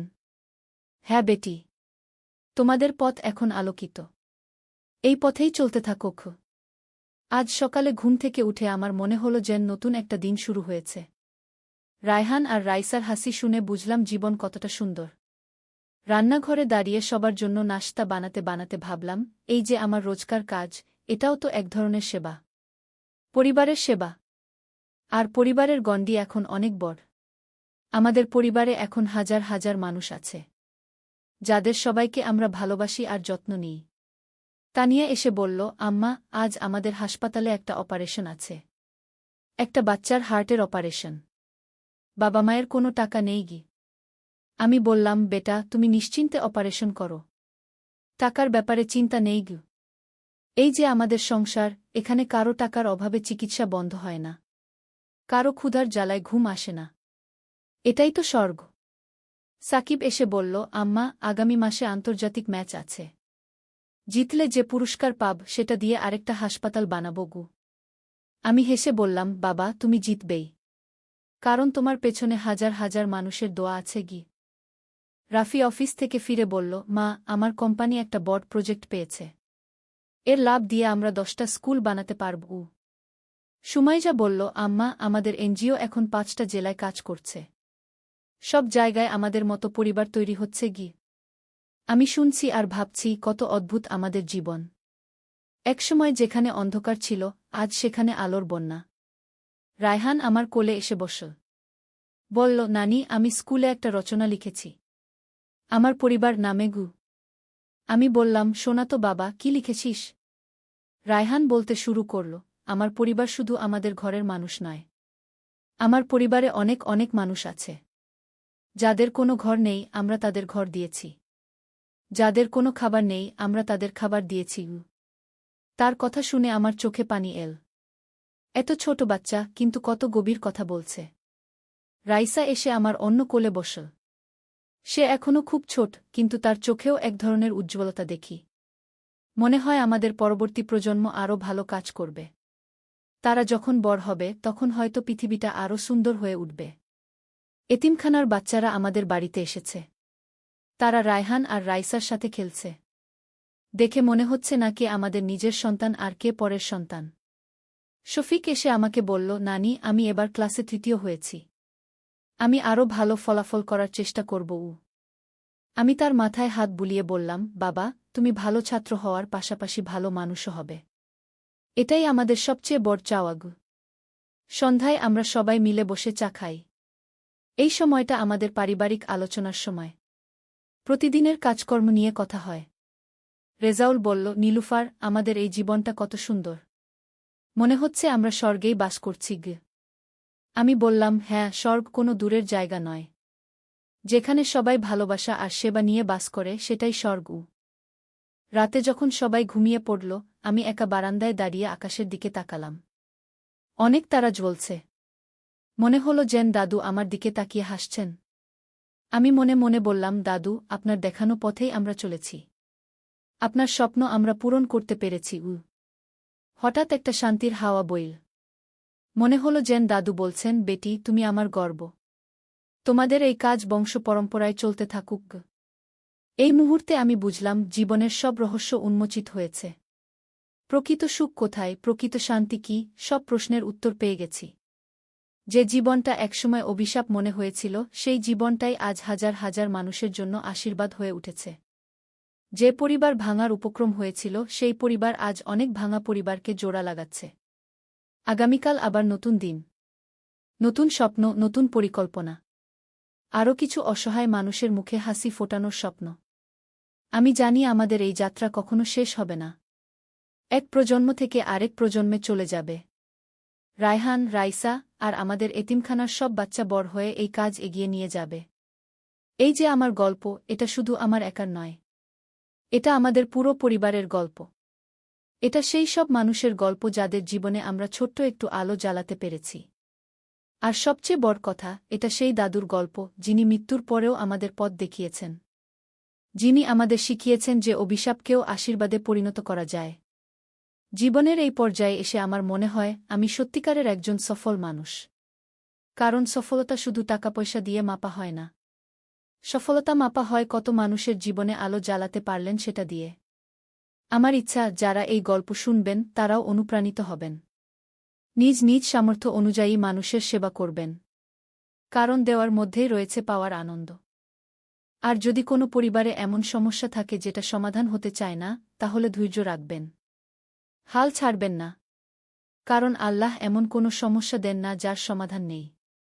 আমাদের পরিবারের গল্প এর প্রমাণ। একসময় যেখানে অভিশাপ ছিল, আজ সেখানে আশীর্বাদের বৃষ্টি। এখন রাত অনেক হয়ে গেছে। আমি ঘুমাতে যাব। কাল সকালে আবার নতুন কাজ, নতুন স্বপ্ন নিয়ে। গুড নাইট সবাইকে। আল্লাহ হাফেজ। বদরের বীর। একটি ইসলামিক যুদ্ধের গল্প। প্রথম অধ্যায়, সূর্যোদয়ের আগে। মদিনার রাস্তায় ফজরের আজানের ধ্বনি প্রতিধ্বনিত হচ্ছিল। তরুণ সাহাবী আবদুল্লাহ ইবনে মাসুদ তার তলোয়ার পরিষ্কার করছিলেন মসজিদে নব্বীর পাশের ছোট্ট কক্ষে। আজ বদরের যুদ্ধের দিন। ইসলামের ইতিহাসে এক মাইলফলক। আবদুল্লাহ তার সাথী উমাইর ইবনে হুমাম ডাকলেন, তুমি কি প্রস্তুত? আবদুল্লাহ তার তলোয়ার খাপে ভরে উত্তর দিলেন, আল্লাহর রাসূল সাল্লাল্লাহু আলাইহি ওয়াসাল্লামের সাথে থাকলে প্রস্তুত না হয়ে কি করা যায়? দূরত্বে রাসূলুল্লাহ সাল্লাল্লাহু আলাইহি ওয়াসাল্লাম সাহাবীদের সাথে পরামর্শ করছিলেন। তার মুখমণ্ডলে ছিল দৃঢ়তা আর চোখে ছিল আল্লাহর উপর পূর্ণ ভরসা। আমার প্রিয় সাহাবীগণ, রাসূলুল্লাহ সাল্লাল্লাহু আলাইহি ওয়াসাল্লাম বললেন, আজ আমাদের সামনে পরীক্ষা। মক্কার কাফিররা আমাদের ধ্বংস করতে এসেছে। কিন্তু আল্লাহ সুবহানাহু ওয়া তাআলা আমাদের সাথে আছেন। আবু বকর রাদিয়াল্লাহু আনহু এগিয়ে এসে বললেন, ইয়া রাসূলুল্লাহ, আমরা আপনার সাথে আছি। জীবনমৃত্যু সবকিছুর মধ্যে। উমর রাদিয়াল্লাহু আনহু তার তলোয়ার উঁচিয়ে বললেন, আল্লাহর শপথ, আমরা আপনাকে একা ছাড়ব না। দ্বিতীয় অধ্যায়, শত্রুর মুখোমুখি। সূর্য যখন মাথার উপরে উঠেছে, তখন বদরের প্রান্তরে দুই বাহিনী মুখোমুখি অবস্থান নিয়েছে। মুসলমান বাহিনী ১৩ জন, আর মক্কার কাফির বাহিনী প্রায় ১০০০ জন। আবদুল্লাহ ইবনে মাসুদ তার ঘোড়ায় বসে দেখলেন, শত্রুপক্ষের নেতা আবু জাহেল অহংকারের সাথে তার বাহিনীকে সাজিয়েছে। তার চারপাশে উতবা, শায়বা এবং ওয়ালিদের মতো কুরাইশ নেতারা। দেখো আবদুল্লাহ, উমাইর বললেন, তারা কত বেশি। কিন্তু আল্লাহর সাহায্য সংখ্যায় নয়, উমানে গি। রাসূলুল্লাহ সাল্লাল্লাহু আলাইহি ওয়াসাল্লাম তার হাত উঠিয়ে দোয়া করতে শুরু করলেন। আল্লাহুম্মা আনজিও নাসরাকাল্লাই ওয়াত্তানি। আল্লাহুম্মা ইন তুহলিক হাইহিল ইশাবাতা মিনাল মুসলিমিনা লা তুবাত ফিল আরদিগ।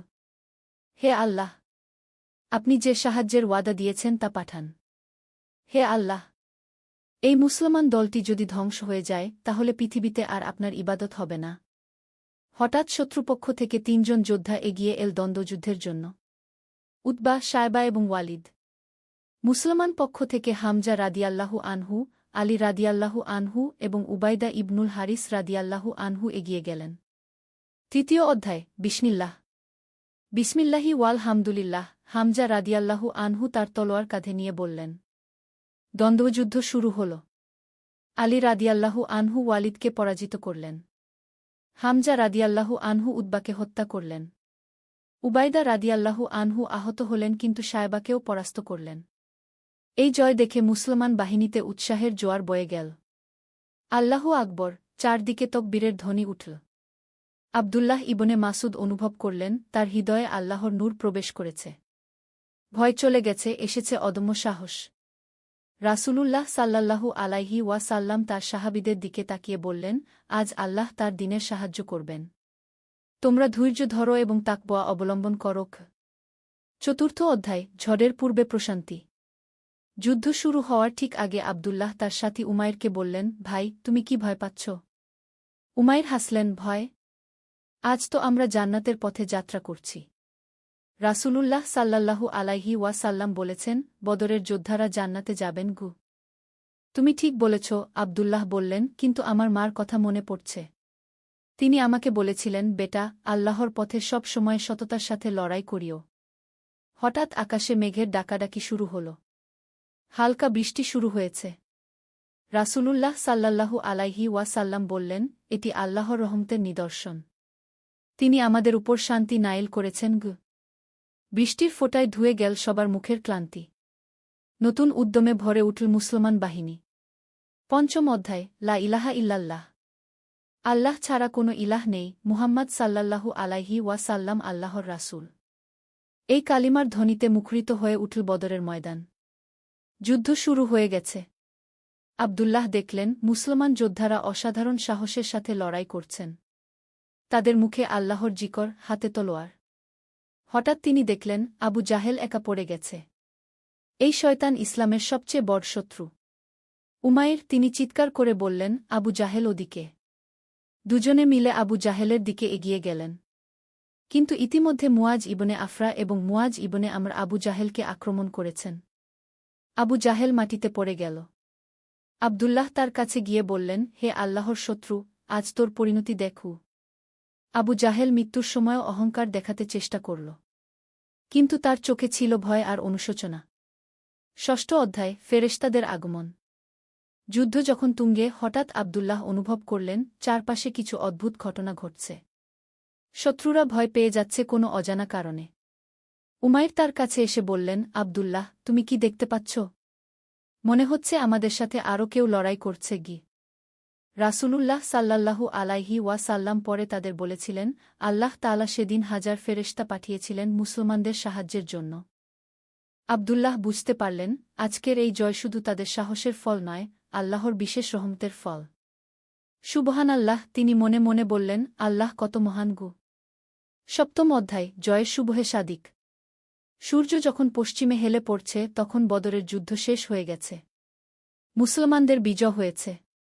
৭০ জন কাফির নিহত হয়েছে, ৭০ জন বন্দী হয়েছে। মুসলমানদের মধ্যে শহীদ হয়েছেন ১-৪ জন। রাসূলুল্লাহ সাল্লাল্লাহু আলাইহি ওয়াসাল্লাম সেজদায় পড়ে আল্লাহর শুকরিয়া আদায় করলেন। আলহামদুলিল্লাহি রাব্বিল আলামিন, তার কণ্ঠে ছিল কৃতজ্ঞতা। আব্দুল্লাহ দেখলেন রাসূলুল্লাহ সাল্লাল্লাহু আলাইহি ওয়াসাল্লামের চোখে খুশির অশ্রু। কিন্তু সেই সাথে দুঃখ, কারণ অনেক মানুষ মারা গেছে। ইয়া রাসূলুল্লাহ, আব্দুল্লাহ জিজ্ঞাসা করলেন, এখন আমরা কি করব?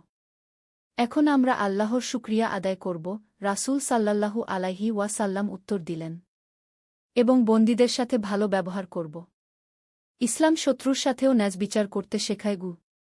অষ্টম অধ্যায়। শিক্ষা ও নসিহত। রাতের বেলা ক্যাম্পে বসে সাহাবীরা আজকের ঘটনা নিয়ে আলোচনা করছিলেন। আবু বকর রাদিয়াল্লাহু আনহু বললেন, আজ আমরা দেখলাম আল্লাহর সাহায্য কিভাবে আসে গি। উমর রাদিয়াল্লাহু আনহু বললেন, সত্যি বলতে কি, আমি প্রথমে ভয় পেয়েছিলাম। তারা আমাদের চেয়ে 3 গুণ বেশি গু। আলী রাদিয়াল্লাহু আনহু বললেন, কিন্তু আমাদের ঈমান ছিল তাদের চেয়ে 1000 গুণ বেশি গু। রাসূলুল্লাহ সাল্লাল্লাহু আলাইহি ওয়াসাল্লাম তাদের দিকে তাকিয়ে বললেন, আমার প্রিয় সাহাবীগণ, আজকের জয় তোমাদের সাহসের জন্য নয়। এটি আল্লাহর রহমত। তোমরা বিনয়ী থাকো এবং আল্লাহর কৃতজ্ঞতা আদায় করো। যুদ্ধ শুধু তলোয়ারের জোরে জেতা যায় না। যুদ্ধ জেতা যায় আল্লাহর উপর ভরসা, ধৈর্য আর একতার মাধ্যমে। আর সবচেয়ে বড় কথা, আমরা যুদ্ধ করেছি আল্লাহর দ্বীন প্রতিষ্ঠার জন্য, ব্যক্তিগত প্রতিহিংসার জন্য নয়। নবম অধ্যায়, ক্ষমা ও মানবিকতা। পরের দিন সকালে বন্দীদের বিষয় নিয়ে আলোচনা হল। কিছু সাহাবী বললেন, এদের মৃত্যুদণ্ড দেওয়া উচিত। আবার কেউ কেউ বললেন, এদের মুক্তিপণের বিনিময়ে ছেড়ে দেওয়া যেতে পারে। রাসূলুল্লাহ সাল্লাল্লাহু আলাইহি ওয়াসাল্লাম চিন্তা করলেন। তারপর বললেন, যারা লিখতে জানে তারা 10 জন মুসলমান শিশুকে লেখাপড়া শেখালে মুক্তি পাবে। বাকিরা মুক্তিপণ দিয়ে যেতে পারে। এই সিদ্ধান্ত শুনে আব্দুল্লাহ মুগ্ধ হলেন। কত মানবিক আর দূরদর্শী এই সিদ্ধান্ত! শত্রুদের থেকেও শিক্ষার ব্যবস্থা করা। সুবহানাল্লাহ, তিনি মনে মনে বললেন, ইসলাম কত সুন্দর! 10ম অধ্যায়, মদিনায় ফেরা। বদর থেকে মদিনায় ফেরার পথে পুরো কাফেলা আনন্দে মুখর। কিন্তু রাসূলুল্লাহ সাল্লাল্লাহু আলাইহি ওয়াসাল্লাম বারবার সাহাবীদের বলছিলেন বিনয়ী থাকতে। গর্ব করো না, তিনি বললেন, এটি আল্লাহর দান। তিনি চাইলে যে কোনো মুহূর্তে আমাদের পরাজিত করতে পারতেন। আব্দুল্লাহ এই কথা গভীরভাবে মনে রাখলেন। জীবনের সব ক্ষেত্রে এই শিক্ষা প্রয়োজন। পথিমধ্যে তারা দোয়া করলেন শহীদদের জন্য। বিশেষভাবে স্মরণ করলেন উবাইদা ইবনুল হারিস রাদিয়াল্লাহু আনহুকে, যিনি দ্বন্দ্বযুদ্ধে আহত হয়ে পরে ইন্তেকাল করেছিলেন। আমাদের ভাইয়েরা জান্নাতে, উমাইর বললেন, তারা আমাদের চেয়ে ভাগ্যবান। একাদশ অধ্যায়, নতুন সূর্যোদয়। মদিনায় পৌঁছে দেখা গেল পুরো শহর সেজে উঠেছে। নারী পুরুষ শিশু সবাই রাস্তায় এসে জমায়েত হয়েছে। আশহাদু আল্লা ইলাহা ইল্লাল্লাহু ওয়াশহাদু আন্না মুহাম্মাদান রাসূলুল্লাহ। সবার মুখে কালিমার ধ্বনি। কিন্তু রাসূলুল্লাহ সাল্লাল্লাহু আলাইহি ওয়াসাল্লাম সবার আগে মসজিদে গিয়ে 2 রাকাত নফল নামাজ পড়লেন। আল্লাহর শুকরিয়া আদায় করলেন। আব্দুল্লাহ দেখলেন, জয়ের পরেও রাসূলের সাল্লাল্লাহু আলাইহি ওয়াসাল্লাম মধ্যে কোনো অহংকার নেই। আছে শুধু আল্লাহর কাছে কৃতজ্ঞতা। দ্বাদশ অধ্যায়, জীবনের পাঠ। সন্ধ্যার দিকে আব্দুল্লাহ তার মায়ের কাছে গেলেন। মা তাকে দেখে কাঁদতে শুরু করলেন। মা কেন কাঁদছেন, তিনি জিজ্ঞাসা করলেন। খুশির কান্না বেটা, মা বললেন, আল্লাহ তোমাকে ফিরিয়ে এনেছেন। আর তুমি আল্লাহর পথে লড়াই করেছ। মা, আব্দুল্লাহ বললেন, আজ আমি যা দেখেছি তা বর্ণনা করে শেষ করতে পারব না। আল্লাহর সাহায্য কিভাবে আসে, ফেরেশতারা কিভাবে যুদ্ধ করেন, একজন সত্যিকার নেতা কেমন হন, সব কিছু শিখেছি। মা তার মাথায় হাত রেখে দোয়া করলেন, আল্লাহ তোমাকে হেদায়েতের উপর রাখুন। ত্রয়োদশ অধ্যায়, ভবিষ্যতের স্বপ্ন। রাতে আব্দুল্লাহ ছাদে বসে তারার দিকে তাকিয়ে ভাবছিলেন। আজকের বিজয়ের মানে কি? এর মানে হল ইসলাম এখন প্রতিষ্ঠিত হবে। সত্যের জয় হবে মিথ্যার উপর। আল্লাহর দিন ছড়িয়ে পড়বে পৃথিবীর সর্বত্র। কিন্তু তিনি মনে মনে বললেন, এই দায়িত্ব কিন্তু আমাদের উপরে। আমাদের চরিত্র, আমাদের আচার আচরণ দিয়ে মানুষের কাছে ইসলামের সৌন্দর্য তুলে ধরতে হবে। বদরের যুদ্ধ শুধু একটি যুদ্ধ ছিল না। এটা ছিল ন্যায় ও অন্যায়ের সংঘাত। আর আল্লাহ ন্যায়ের পক্ষে। চতুর্দশ অধ্যায়, আল্লাহর অনুগ্রহ। পরের জুমার নামাজে রাসূলুল্লাহ সাল্লাল্লাহু আলাইহি ওয়াসাল্লাম খুতবায় বদরের ঘটনা নিয়ে কথা বললেন। হে মুমিনগণ, বদরে যা ঘটেছে তা আল্লাহর পক্ষ থেকে। তোমরা গর্ব করো না, বরং আল্লাহর শুকরিয়া আদায় করো। এই জয় তোমাদের জন্য পরীক্ষা। তোমরা কি কৃতজ্ঞ থাকবে নাকি অহংকারী হয়ে যাবে? মনে রেখো, আল্লাহ তাআলা বলেছেন, তোমরা তাদের হত্যা করনি, বরং আল্লাহই তাদের হত্যা করেছেন। আর তুমি নিক্ষেপ করনি যখন তুমি নিক্ষেপ করেছিলে, বরং আল্লাহই নিক্ষেপ করেছিলেন। আব্দুল্লাহ এই আয়াতের গভীর অর্থ বুঝতে পারলেন। সব কিছুই আল্লাহর ইচ্ছায়। পঞ্চদশ অধ্যায়, বন্দীদের সাথে আচরণ। কয়েকদিন পর আব্দুল্লাহ দেখলেন, বন্দীরা মুসলমানদের আচরণে অবাক হয়ে যাচ্ছে। তাদের সাথে কোনো খারাপ ব্যবহার করা হচ্ছে না। একজন বন্দী তার কাছে এসে বলল, তুমি আমাকে মেরে ফেলো না কেন? আব্দুল্লাহ উত্তর দিলেন, আমাদের ধর্ম আমাদের শত্রুর সাথেও ন্যায় বিচার করতে শেখায়। তুমি এখন আমাদের অতিথি গ। বন্দী অবাক হয়ে বলল, এরকম ধর্ম আমি আগে দেখিনি গি। এটাই ইসলাম, আব্দুল্লাহ বললেন, শান্তির ধর্ম। অনেক বন্দী পরে ইসলাম গ্রহণ করেছিল। তারা বুঝেছিল এই ধর্মের মধ্যে রয়েছে সত্যিকারের মানবিকতা। ষোড়শ অধ্যায়, উমাইরের স্বপ্ন। একদিন উমাইর আব্দুল্লাহর কাছে এসে বলল, আমি একটা স্বপ্ন দেখেছি। কি স্বপ্ন? আব্দুল্লাহ জিজ্ঞাসা করলেন। দেখেছি একটা বিরাট বাগানে আমি হাঁটছি। সেখানে এমন ফল যা আমি কখনো দেখিনি। আর একটি নূরের আলো সব জায়গায়। আব্দুল্লাহ হেসে বললেন, আল্লাহ তোমাকে জান্নাতের স্বপ্ন দেখিয়েছেন হয়তো। তাই মনে হয়। উমাইর বলল, বদরের পর থেকে আমার অন্তরে এক অদ্ভুত শান্তি গো। সপ্তদশ অধ্যায়, নতুন চ্যালেঞ্জ। কিছুদিন পর খবর এল, মক্কার কুরাইশরা আবার যুদ্ধের প্রস্তুতি নিচ্ছে। তারা বদরের পরাজয়ের প্রতিশোধ নিতে চায়। রাসূলুল্লাহ সাল্লাল্লাহু আলাইহি ওয়াসাল্লাম সাহাবীদের ডেকে বললেন, আমাদের আরও কঠিন পরীক্ষার জন্য প্রস্তুত থাকতে হবে। বদর ছিল শুধু শুরু। আব্দুল্লাহ বুঝলেন, জীবনে পরীক্ষা একের পর এক আসতেই থাকবে। কিন্তু আল্লাহর উপর ভরসা রেখে সব পরীক্ষায় উত্তীর্ণ হতে হবে। ইয়া রাসূলাল্লাহ, তিনি বললেন, আমরা আপনার সাথে আছি গু। অষ্টাদশ অধ্যায়, জ্ঞানের তৃষ্ণা। বন্দীদের মধ্যে যারা লেখাপড়া জানত, তারা মুসলিম শিশুদের শিক্ষা দিতে শুরু করল। আব্দুল্লাহ তাদের কাছ থেকে আরবি ব্যাকরণ এবং কবিতা শিখতেন। তিনি বুঝেছিলেন, জ্ঞানী মানুষকে প্রকৃত মানুষ বানা।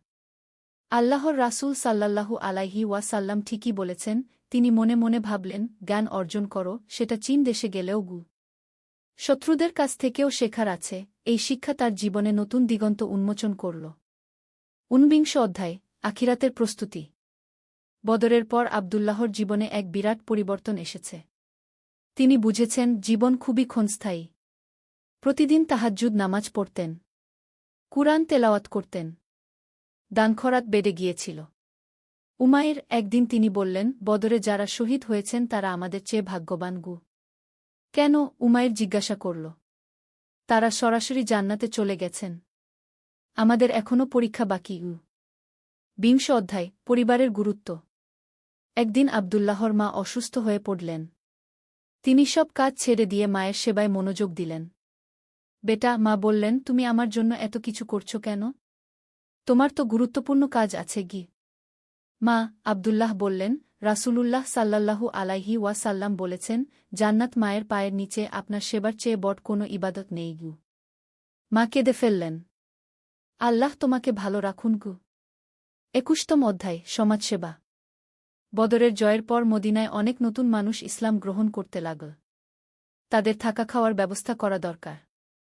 আব্দুল্লাহ এবং উমাইর মিলে নতুন মুসলিমদের সাহায্যে এগিয়ে এলেন। তারা নিজেদের বাড়িতে জায়গা দিলেন। ভাই আব্দুল্লাহ, একজন নতুন মুসলিম বলল, আপনারা আমাদের সাথে এত ভালো আচরণ করেন কেন? আমরা সবাই এক আল্লাহর বান্দা। আব্দুল্লাহ উত্তর দিলেন, তোমার কষ্ট মানেই আমার কষ্টও। ২২তম অধ্যায়, তাওবার গুরুত্ব। একদিন রাসূলুল্লাহ সাল্লাল্লাহু আলাইহি ওয়াসাল্লাম বললেন, তোমরা কি মনে করো, বদরের বিজয়ের পর তোমাদের আর কোনো গুনাহ নেই? সবাই চুপ হয়ে গেলেন। না, তিনি বললেন, প্রতিদিন তাওবা করতে থাকো। আমি দিনে ১০০ বারের বেশি তাওবা করি গিয়ে। আব্দুল্লাহ বুঝলেন, জয়ের পরেও বিনয়ী থাকতে হয়। আল্লাহর কাছে ক্ষমা চাইতে হয়। ২৩তম অধ্যায়, ভবিষ্যৎ প্রজন্ম। আব্দুল্লাহ প্রায় ভাবতেন, আমাদের পরের প্রজন্মকে কি শেখাব? তিনি স্থির করলেন, ছোট বাচ্চাদের কুরআন শিক্ষা দেবেন। বদরের ঘটনা তাদের কাছে বলবেন। শোনো বাচ্চারা, একদিন তিনি বললেন, আল্লাহর উপর ভরসা রাখলে পাহাড়ও সরানো যায়। বাচ্চারা মুগ্ধ হয়ে শুনত তার কথা। ২৪তম অধ্যায়, ইউনিটির শক্তি। বদরের সবচেয়ে বড় শিক্ষা ছিল একতা। মুহাজির আর আনসাররা একসাথে লড়াই করেছিলেন। দেখো উমাইর, আব্দুল্লাহ বললেন, আমরা যদি ঐক্যবদ্ধ না থাকতাম, কখনোই জিততে পারতাম না গি। ঠিক বলেছ, উমাইর সম্মতি জানালেন। মুসলিম উম্মাহর শক্তি এই ঐক্যের মধ্যেই গ। এই শিক্ষা তারা জীবনে প্রয়োগ করার চেষ্টা করতেন। ২৫তম অধ্যায়, দোয়ার শক্তি। বদরের আগে রাসূলুল্লাহ সাল্লাল্লাহু আলাইহি ওয়াসাল্লাম যেভাবে দোয়া করেছিলেন, সেটা আব্দুল্লাহর মনে গেঁথে গিয়েছিল। তিনি বুঝেছিলেন, দোয়াই আসল অস্ত্র। আল্লাহর কাছে কাজতে পারলে সব অসম্ভব সম্ভব হয়। প্রতিদিন তিনি দোয়া করতেন, আল্লাহুম্মা আইনি আলা জিক্রিকা ওয়া শুকরিকা ওয়া হুসনি ইবাদাতিক। হে আল্লাহ, আমাকে আপনার জিকর, শুকরিয়া এবং সুন্দরভাবে ইবাদত করার তৌফিক দিন। 60তম অধ্যায়, জীবনের শেষ পাঠ। বছরের পর বছর কেটে গেল। আব্দুল্লাহ এখন বৃদ্ধ। উমাইর কয়েক বছর আগে ইন্তেকাল করেছেন। একদিন তার কাছে এক তরুণ এসে বলল, চাচা, বদরের যুদ্ধের কথা বলুন গু। আব্দুল্লাহ গভীর শ্বাস নিয়ে বললেন, বেটা, বদর আমাদের শিখিয়েছে, আল্লাহর উপর ভরসা রাখো। ন্যায়ের পক্ষে লড়ো। শত্রুর সাথেও ন্যায় বিচার করো। অহংকার করো না। আর সবচেয়ে বড় কথা, একতা রক্ষা করো। এই শিক্ষাগুলো শুধু যুদ্ধক্ষেত্রের জন্য নয়, জীবনের প্রতিটি ক্ষেত্রে প্রযোজ্য। তরুণ মুগ্ধ হয়ে শুনল। উপসংহার, অনন্ত পাথে। আব্দুল্লাহ ইবনে মাসুদ রাদিয়াল্লাহু আনহু পরে ইসলামের একজন বিখ্যাত আলেম হয়েছিলেন। তিনি কুরআনের তাফসির এবং হাদিস শিক্ষা দিতেন। বদরের সেই দিনের অভিজ্ঞতা তার পুরো জীবনে প্রভাব ফেলেছিল। তিনি শিখেছিলেন, ১. আল্লাহর উপর পূর্ণ ভরসা রাখতে হয়। ২. ন্যায়ের পক্ষে সর্বদা দাঁড়াতে হয়। ৩. শত্রুর সাথেও ন্যায় বিচার করতে হয়। ৪. জয়ের পর অহংকার করা যায় না। ৫. একতার মধ্যেই শক্তি। ৬. দোয়া সবচেয়ে বড় অস্ত্র। ৭. জ্ঞান সর্বত্র থেকে অর্জন করতে হয়। ৮. পরিবার এবং সমাজের প্রতি দায়বদ্ধতা থাকতে হয়। মৃত্যুর আগে তিনি তার সন্তানদের বলেছিলেন, বেটারা, তোমরা আল্লাহকে ভয় করো। তার রাসূলের সুন্নাহ অনুসরণ করো। আর মনে রেখো, বদরের শিক্ষা কখনো পুরাতন হবে না। সত্য সর্বদা মিথ্যার উপর বিজয়ী হয়। আল্লাহ ধৈর্যশীলদের সাথে। আর সবচেয়ে বড় জিহাদ হল নিজের নফসের বিরুদ্ধে জিহাদ। এভাবেই শেষ হল বদরের বীর আব্দুল্লাহ ইবনে মাসুদের কাহিনী। একটি যুদ্ধ যা শুধু ইতিহাস নয়, আমাদের জীবনের পাথেয়া। রাব্বানা আতিনা ফিদ দুনিয়া হাসানাতা ওয়া ফিল আখিরাতি হাসানাতা ওয়া কিনা আয়াবান নার। হে আমাদের রব, আমাদের দুনিয়াতে কল্যাণ দিন, আখিরাতেও কল্যাণ দিন এবং জাহান্নামের আয়াব থেকে রক্ষা করুন। আল্লাহু আলাম। এই কাহিনী একটি কাল্পনিক চরিত্রের মাধ্যমে বদর যুদ্ধের ঐতিহাসিক ঘটনা এবং এর শিক্ষাসমূহ তুলে ধরার একটি প্রয়াস। আল্লাহ সুবহানাহু ওয়া তাআলা আমাদের সকলকে সঠিক পথে রাখুন। আমিন। আল্লাহর রহমত। একটি ইসলামিক গল্প। প্রথম অধ্যায়, হারিয়ে যাওয়া সন্তান। বাগদাদ শহরের এক প্রান্তে বাস করতেন হাকিম সাহেব। তিনি ছিলেন একজন দরিদ্র কিন্তু অত্যন্ত ধার্মিক ব্যক্তি। তার স্ত্রী ফাতিমা এবং 10 বছরের এক পুত্র ইউসুফ নিয়ে ছিল তার ছোট্ট সংসার। হাকিম সাহেব দিনমজুর হিসেবে কাজ করতেন, আর যতটুকু আয় হতো তা দিয়েই সংসার চালাতেন। তবুও তিনি কখনো আল্লাহর উপর থেকে ভরসা হারাননি। প্রতিদিন ফজরের নামাজের পর হাকিম সাহেব তার ছোট্ট ইউসুফকে কুরআন শিক্ষা দিতেন। ইউসুফ ছিল অত্যন্ত মেধাবী এবং ধার্মিক। তার কণ্ঠস্বর ছিল মধুর। যখন সে কুরআন তিলাওয়াত করত, তখন পাড়া প্রতিবেশীরা মুগ্ধ হয়ে শুনত। একদিন সকালে হাকিম সাহেব কাজে বের হওয়ার সময় ইউসুফ বলল, আব্বু, আমি আজ বাজারে গিয়ে কিছু সাহায্য করতে পারি। হয়তো কিছু টাকা আয় হবে। হাকিম সাহেব তার সন্তানের এই কথা শুনে একদিকে গর্বিত হলেন, অন্যদিকে চিন্তিত হলেন। তিনি বললেন, বেটা, তুমি এখনো ছোট। তোমার কাজ হল পড়াশোনা করা এবং আল্লাহর ইবাদত করা। কিন্তু ইউসুফ জিদ ধরল। শেষ পর্যন্ত হাকিম সাহেব রাজি হলেন এই শর্তে যে ইউসুফ বাজারের কাছেই থাকবে এবং মাগরিবের আগেই বাড়ি ফিরে আসবে। দ্বিতীয় অধ্যায়, বিপদের মুখোমুখি। সেদিন ইউসুফ বাজারে গিয়ে একটি ফল বিক্রেতার দোকানে সাহায্য করতে লাগল। তার সততা এবং পরিশ্রম দেখে দোকানদার খুশি হলেন এবং তাকে কিছু টাকা দিলেন। ইউসুফ অত্যন্ত আনন্দিত হয়ে বাড়ির দিকে রওনা দিল। রাস্তায় চলতে চলতে সে দেখল একটি বৃদ্ধ মহিলা রাস্তার পাশে বসে কাঁদছেন।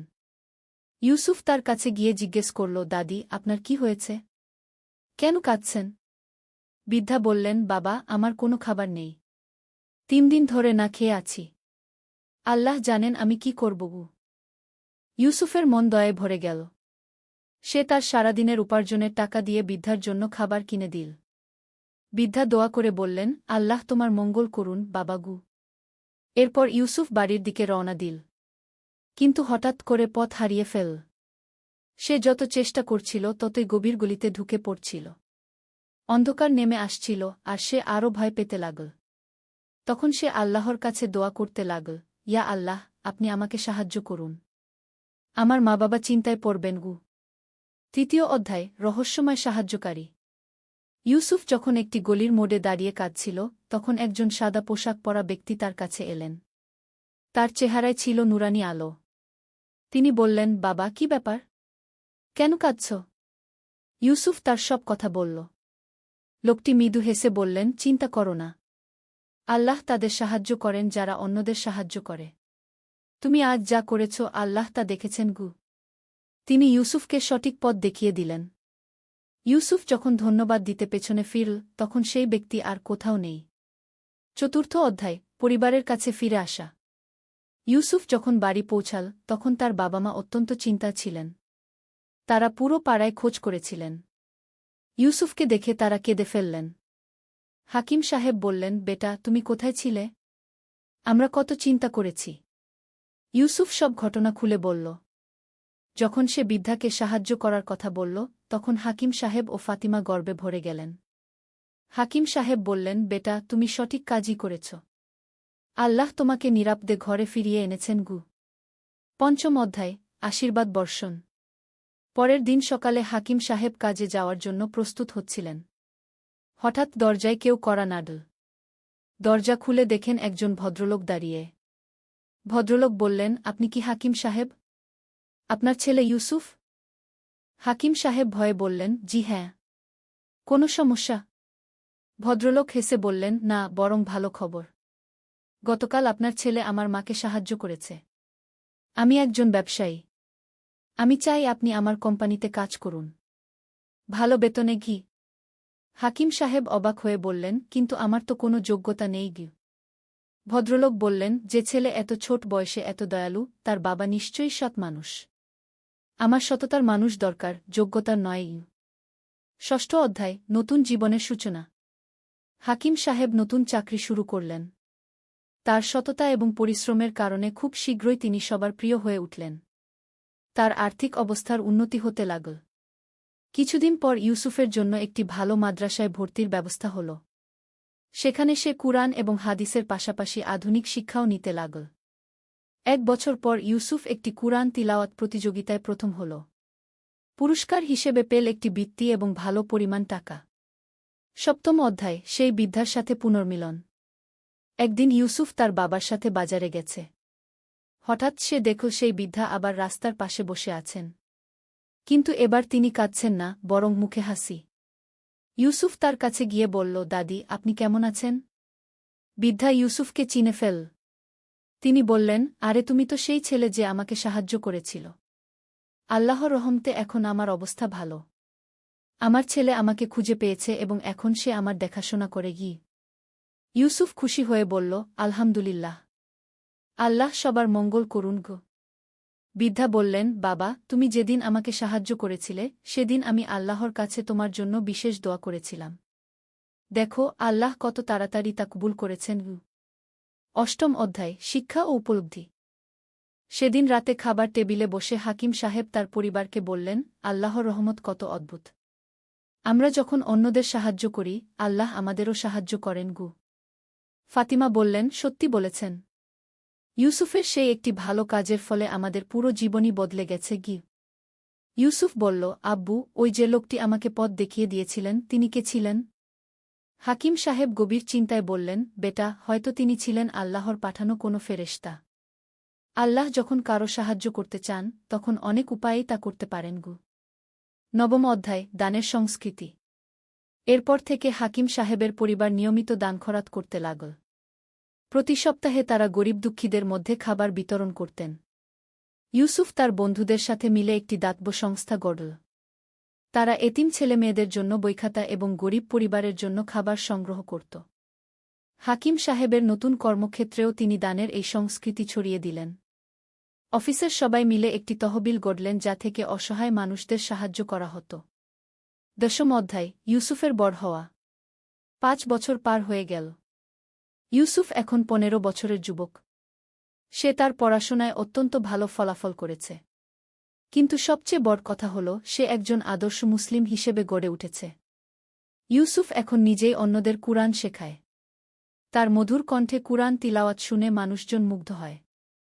একদিন ইউসুফ তার বাবাকে বলল, আব্বু, আমি বড় হয়ে একজন ইসলামিক স্কলার হতে চাই। যাতে আরও বেশি মানুষকে ইসলামের সুন্দর শিক্ষা দিতে পারি গি। হাকিম সাহেব আনন্দে কেঁদে ফেললেন। তিনি বললেন, বেটা, আল্লাহ তোমার এই নেক ইচ্ছা পূরণ করুন গো। একাদশ অধ্যায়, সমাজে প্রভাব। হাকিম সাহেবের পরিবারের এই পরিবর্তন পুরো এলাকায় প্রভাব ফেল। তাদের দেখে অনেক পরিবার দানখরাত এবং সমাজসেবায় এগিয়ে এল। ইউসুফের শুরু করা দাতব্য সংস্থাটি এখন একটি বড় সংগঠনে পরিণত হয়েছে। এখানে শত শত স্বেচ্ছাসেবক কাজ করে। স্থানীয় মসজিদের ইমাম সাহেব প্রায়ই খুতবায় হাকিম সাহেবের পরিবারের কথা উল্লেখ করেন এবং বলেন, দেখুন, একটি ছোট্ট সৎ কাজ কিভাবে পুরো জীবন বদলে দিতে পারে গি। দ্বাদশ অধ্যায়, বিশেষ মর্যাদা। ইউসুফ যখন 18 বছর বয়সে পৌঁছাল, তখন সে একটি আন্তর্জাতিক কুরআন প্রতিযোগিতায় অংশ নেওয়ার সুযোগ পেল। সেখানে সে দ্বিতীয় স্থান অধিকার করল। এই সাফল্যের পর দেশের বিভিন্ন বিশ্ববিদ্যালয় থেকে ইউসুফকে বৃত্তি নিয়ে পড়ার প্রস্তাব এল। কিন্তু ইউসুফ স্থির করল সে মদিনা বিশ্ববিদ্যালয়ে ইসলামিক স্টাডিজে পড়বে। হাকিম সাহেব বললেন, বেটা, এ তো আল্লাহর বিশেষ রহমত। আমরা যা কল্পনাও করতে পারিনি, আল্লাহ তার চেয়েও বেশি দিয়েছেন গু। ত্রয়োদশ অধ্যায়, স্মৃতিচারণ। ইউসুফের মদিনা যাওয়ার আগের রাতে পুরো পরিবার একসাথে বসে পুরানো দিনের কথা মনে করছিল। ফাতিমা বললেন, মনে আছে সেই দিনের কথা, যেদিন তুমি প্রথম বাজারে গিয়েছিলে? আমি কত চিন্তা ছিলাম। হাকিম সাহেব বললেন, আল্লাহর হিকমত কত গভীর। আমরা ভেবেছিলাম ইউসুফ হারিয়ে গেছে, কিন্তু আল্লাহ তাকে দিয়ে আমাদের সবার ভাগ্য বদলে দিলেন গু। ইউসুফ বলল, আব্বু, আমি সেই রাতে যখন পথ হারিয়েছিলাম, তখন আল্লাহর কাছে যে দোয়া করেছিলাম তা আজও মনে আছে। আল্লাহ সেই দোয়া কত সুন্দরভাবে কবুল করেছেন। চতুর্দশ অধ্যায়, নতুন অধ্যায়। ইউসুফ মদিনা চলে গেল। সেখানে সে অত্যন্ত পরিশ্রমের সাথে পড়াশোনা করতে লাগল। তার লক্ষ্য ছিল একজন যোগ্য ইসলামিক স্কলার হওয়া। দেশে হাকিম সাহেব এবং ফাতিমা তাদের দাতব্য কাজকর্ম চালিয়ে যেতে লাগলেন। হাকিম সাহেব এখন তার কোম্পানিতে একটি উচ্চ পদে রয়েছেন এবং সেখানে তিনি ইসলামিক নীতিমালা প্রয়োগ করে ব্যবসা পরিচালনা করেন। 3 বছর পর ইউসুফ তার পড়াশোনা শেষ করে দেশে ফিরল। ইতিমধ্যে সে একজন হাফেজ এবং যোগ্য আলেম হয়ে উঠেছে। পঞ্চদশ অধ্যায়, সমাজসেবায় ফিরে আসা। দেশে ফিরে এসে ইউসুফ একটি ইসলামিক শিক্ষা প্রতিষ্ঠান স্থাপনা করল। সেখানে গরিব পরিবারের ছেলেমেয়েরা বিনামূল্যে শিক্ষা গ্রহণ করতে পারত। ইউসুফের প্রতিষ্ঠানটি খুব শীঘ্রই জনপ্রিয় হয়ে উঠল। তার শিক্ষা পদ্ধতি ছিল অত্যন্ত কার্যকর এবং আকর্ষণীয়। সে কুরআন হাদিসের সাথে সাথে আধুনিক বিষয়ও শেখাত। একদিন ইউসুফ তার প্রতিষ্ঠানে এক নতুন ছাত্রকে দেখল যে অত্যন্ত গরিব পরিবারের। ছেলেটির নাম আহমদ। ইউসুফ তার মধ্যে নিজের ছোটবেলার প্রতিচ্ছবি দেখতে পেল। ষোড়শ অধ্যায়, চক্রের পূর্ণতা। আহমদ ছিল অত্যন্ত মেধাবী, কিন্তু তার পরিবার এত গরিব যে সে প্রায়ই না খেয়ে থাকত। ইউসুফ তার বিশেষ যত্ন নিতে লাগল। একদিন আহমদ ইউসুফকে জিজ্ঞেস করল, উস্তাদজি, আপনি আমার প্রতি এত দয়ালু কেন? আমি তো আপনার কিছুই করতে পারিনি গি। ইউসুফ মুচকি হেসে সেই পুরানো গল্পটি বলল। কিভাবে একটি ছোট্ট সৎ কাজ তার পুরো পরিবারের ভাগ্য বদলে দিয়েছিল। আহমদ অবাক হয়ে বলল, উস্তাদজি, তাহলে আপনিও একসময় আমার মতো গরিব ছিলেন? ইউসুফ বলল, হ্যাঁ আহমদ, কিন্তু আল্লাহর রহমতে আজ আমি তোমাদের মতো ছেলে মেয়েদের সাহায্য করতে পারছি। এটাই তো জীবনের সবচেয়ে বড় পুরস্কার। সপ্তদশ অধ্যায়, জীবনের শিক্ষা। কয়েক বছর পর আহমদও একজন যোগ্য আলেম হয়ে উঠল। সে ইউসুফের প্রতিষ্ঠানেই শিক্ষক হিসেবে যোগ দিল। একদিন ইউসুফ, তার বাবা মা এবং আহমদ একসাথে বসে আছেন। হাকিম সাহেব বললেন, দেখো, আল্লাহ কত সুন্দর ব্যবস্থা করেছেন। ইউসুফ একসময় সাহায্য পেয়েছিল, আজ সে অন্যদের সাহায্য করছে। আহমদও একইভাবে একদিন অন্যদের সাহায্য করবে গি। ইউসুফ বলল, এটাই তো ইসলামের সৌন্দর্য আব্বু। আমরা যা পাই তা অন্যদের সাথে ভাগ করে নিই। এভাবেই সমাজে ভালোর বিস্তার ঘটে গি। ফাতিমা বললেন, সেই যে বৃদ্ধাকে তুমি সাহায্য করেছিলে, তার দোয়াই আজও আমাদের উপর বর্ষিত হচ্ছে গি। অষ্টাদশ অধ্যায়, পরবর্তী প্রজন্মের জন্য। বছরের পর বছর কেটে গেল। ইউসুফ এখন একজন প্রতিষ্ঠিত আলেম এবং সমাজসেবক। তার বিয়ে হয়েছে একজন ধার্মিক মহিলার সাথে, যিনিও সমাজসেবায় আগ্রহী। তাদের 2টি সন্তান, একটি ছেলে এবং একটি মেয়ে। ইউসুফ তার সন্তানদেরও সেই একই শিক্ষা দিতে লাগল যা সে তার বাবার কাছ থেকে পেয়েছিল। প্রতিদিন ফজরের নামাজের পর তিনি তাদের কুরআন শেখাতেন এবং সততা, দয়া ও পরোপকারের গুরুত্ব বুঝিয়ে বলতেন।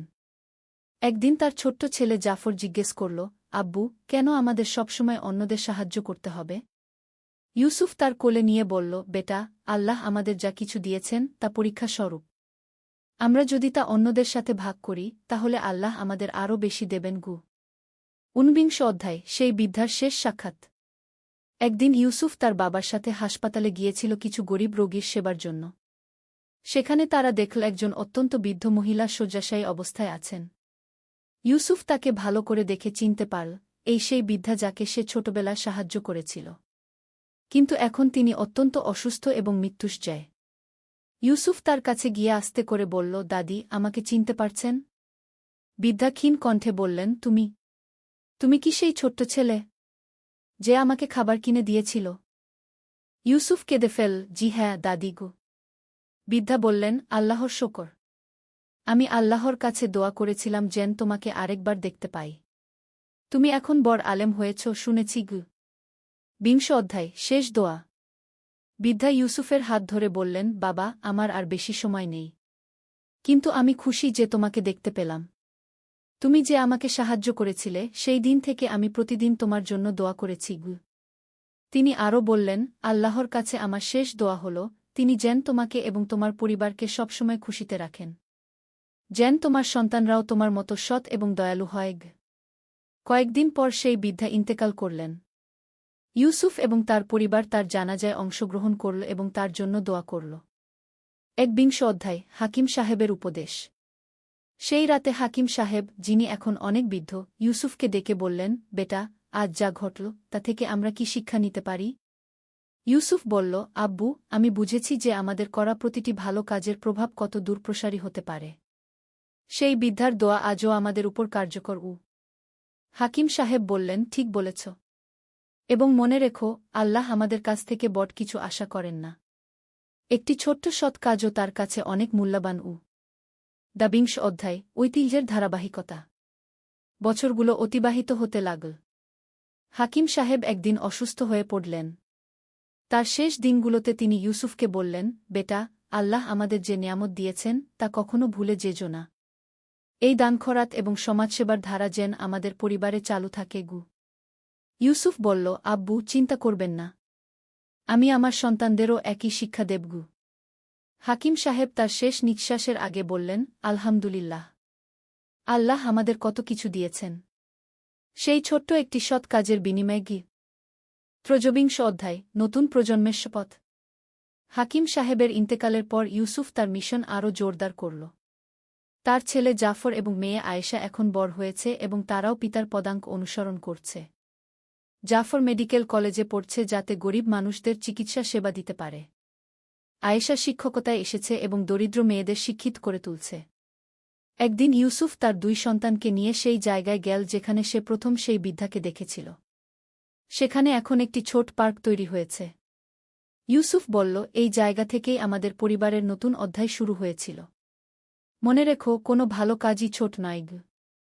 24 অধ্যায়, চূড়ান্ত বার্তা। আজ ইউসুফ একজন সম্মানিত ব্যক্তি। তার প্রতিষ্ঠান থেকে হাজারো শিক্ষার্থী বের হয়ে সমাজের বিভিন্ন ক্ষেত্রে অবদান রাখছে। তার শুরু করা দাতব্য সংস্থা এখন দেশব্যাপী কাজ করে। কিন্তু ইউসুফ কখনো ভুলে যায় না যে এই সব কিছুর শুরু হয়েছিল একটি ছোট্ট 10 বছরের বাচ্চার একটি সৎ কাজ থেকে। প্রতিবছর সেই দিনটিতে, যেদিন সে প্রথম বৃদ্ধাকে সাহায্য করেছিল, ইউসুফের পরিবার একটি বিশেষ অনুষ্ঠানের আয়োজন করে। সেখানে তারা দরিদ্র পরিবারগুলোর মধ্যে খাবার বিতরণ করে এবং আল্লাহর শুকর আদায় করে। উপসংহার, আল্লাহর অসীম রহমত। এই গল্পের মূল শিক্ষা হল আল্লাহর রহমত অসীম। একটি ছোট্ট সৎ কাজও তার কাছে অনেক বড় মর্যাদা রাখে। যখন আমরা নিঃস্বার্থভাবে অন্যদের সাহায্য করি, আল্লাহ আমাদের সাহায্য করেন এমনভাবে যা আমরা কল্পনাও করতে পারি না। ইউসুফের জীবন থেকে আমরা শিখি যে দয়া ও সহানুভূতি, অন্যের কষ্টে পাশে দাঁড়ানো আমাদের মানবিক দায়িত্ব। আল্লাহর উপর ভরসা, সব সময় আল্লাহর উপর পূর্ণ আস্থা রাখতে হবে। কৃতজ্ঞতা, আল্লাহর নিয়ামতের জন্য সবসময় শুকর আদায় করতে হবে। দানশীলতা, যা পেয়েছি তা অন্যদের সাথে ভাগ করে নিতে হবে। ধৈর্য, বিপদে ধৈর্য ধরতে হবে এবং আল্লাহর রহমতের অপেক্ষা করতে হবে। হাকিম সাহেবের পরিবারের গল্প আমাদের মনে করিয়ে দেয় যে আল্লাহর রহমতের কোনো সীমা নেই। তিনি যাকে ভালোবাসেন তার জন্য অভাবনীয় ব্যবস্থা করে দেন। কিন্তু এর জন্য প্রয়োজন সৎ নিয়ত, অটুট বিশ্বাস এবং অন্যদের প্রতি দয়া। আল্লাহ আমাদের সবাইকে হাকিম সাহেব এবং ইউসুফের মতো সৎ, দয়ালু এবং পরোপকারী হওয়ার তৌফিক দিন। আমিন। যে ব্যক্তি মানুষের উপকার করে, আল্লাহ তার উপকার করেন। যে ব্যক্তি কারো বিপদ দূর করে, আল্লাহ তার বিপদ দূর করেন। হাদিস শরীফ শেষ।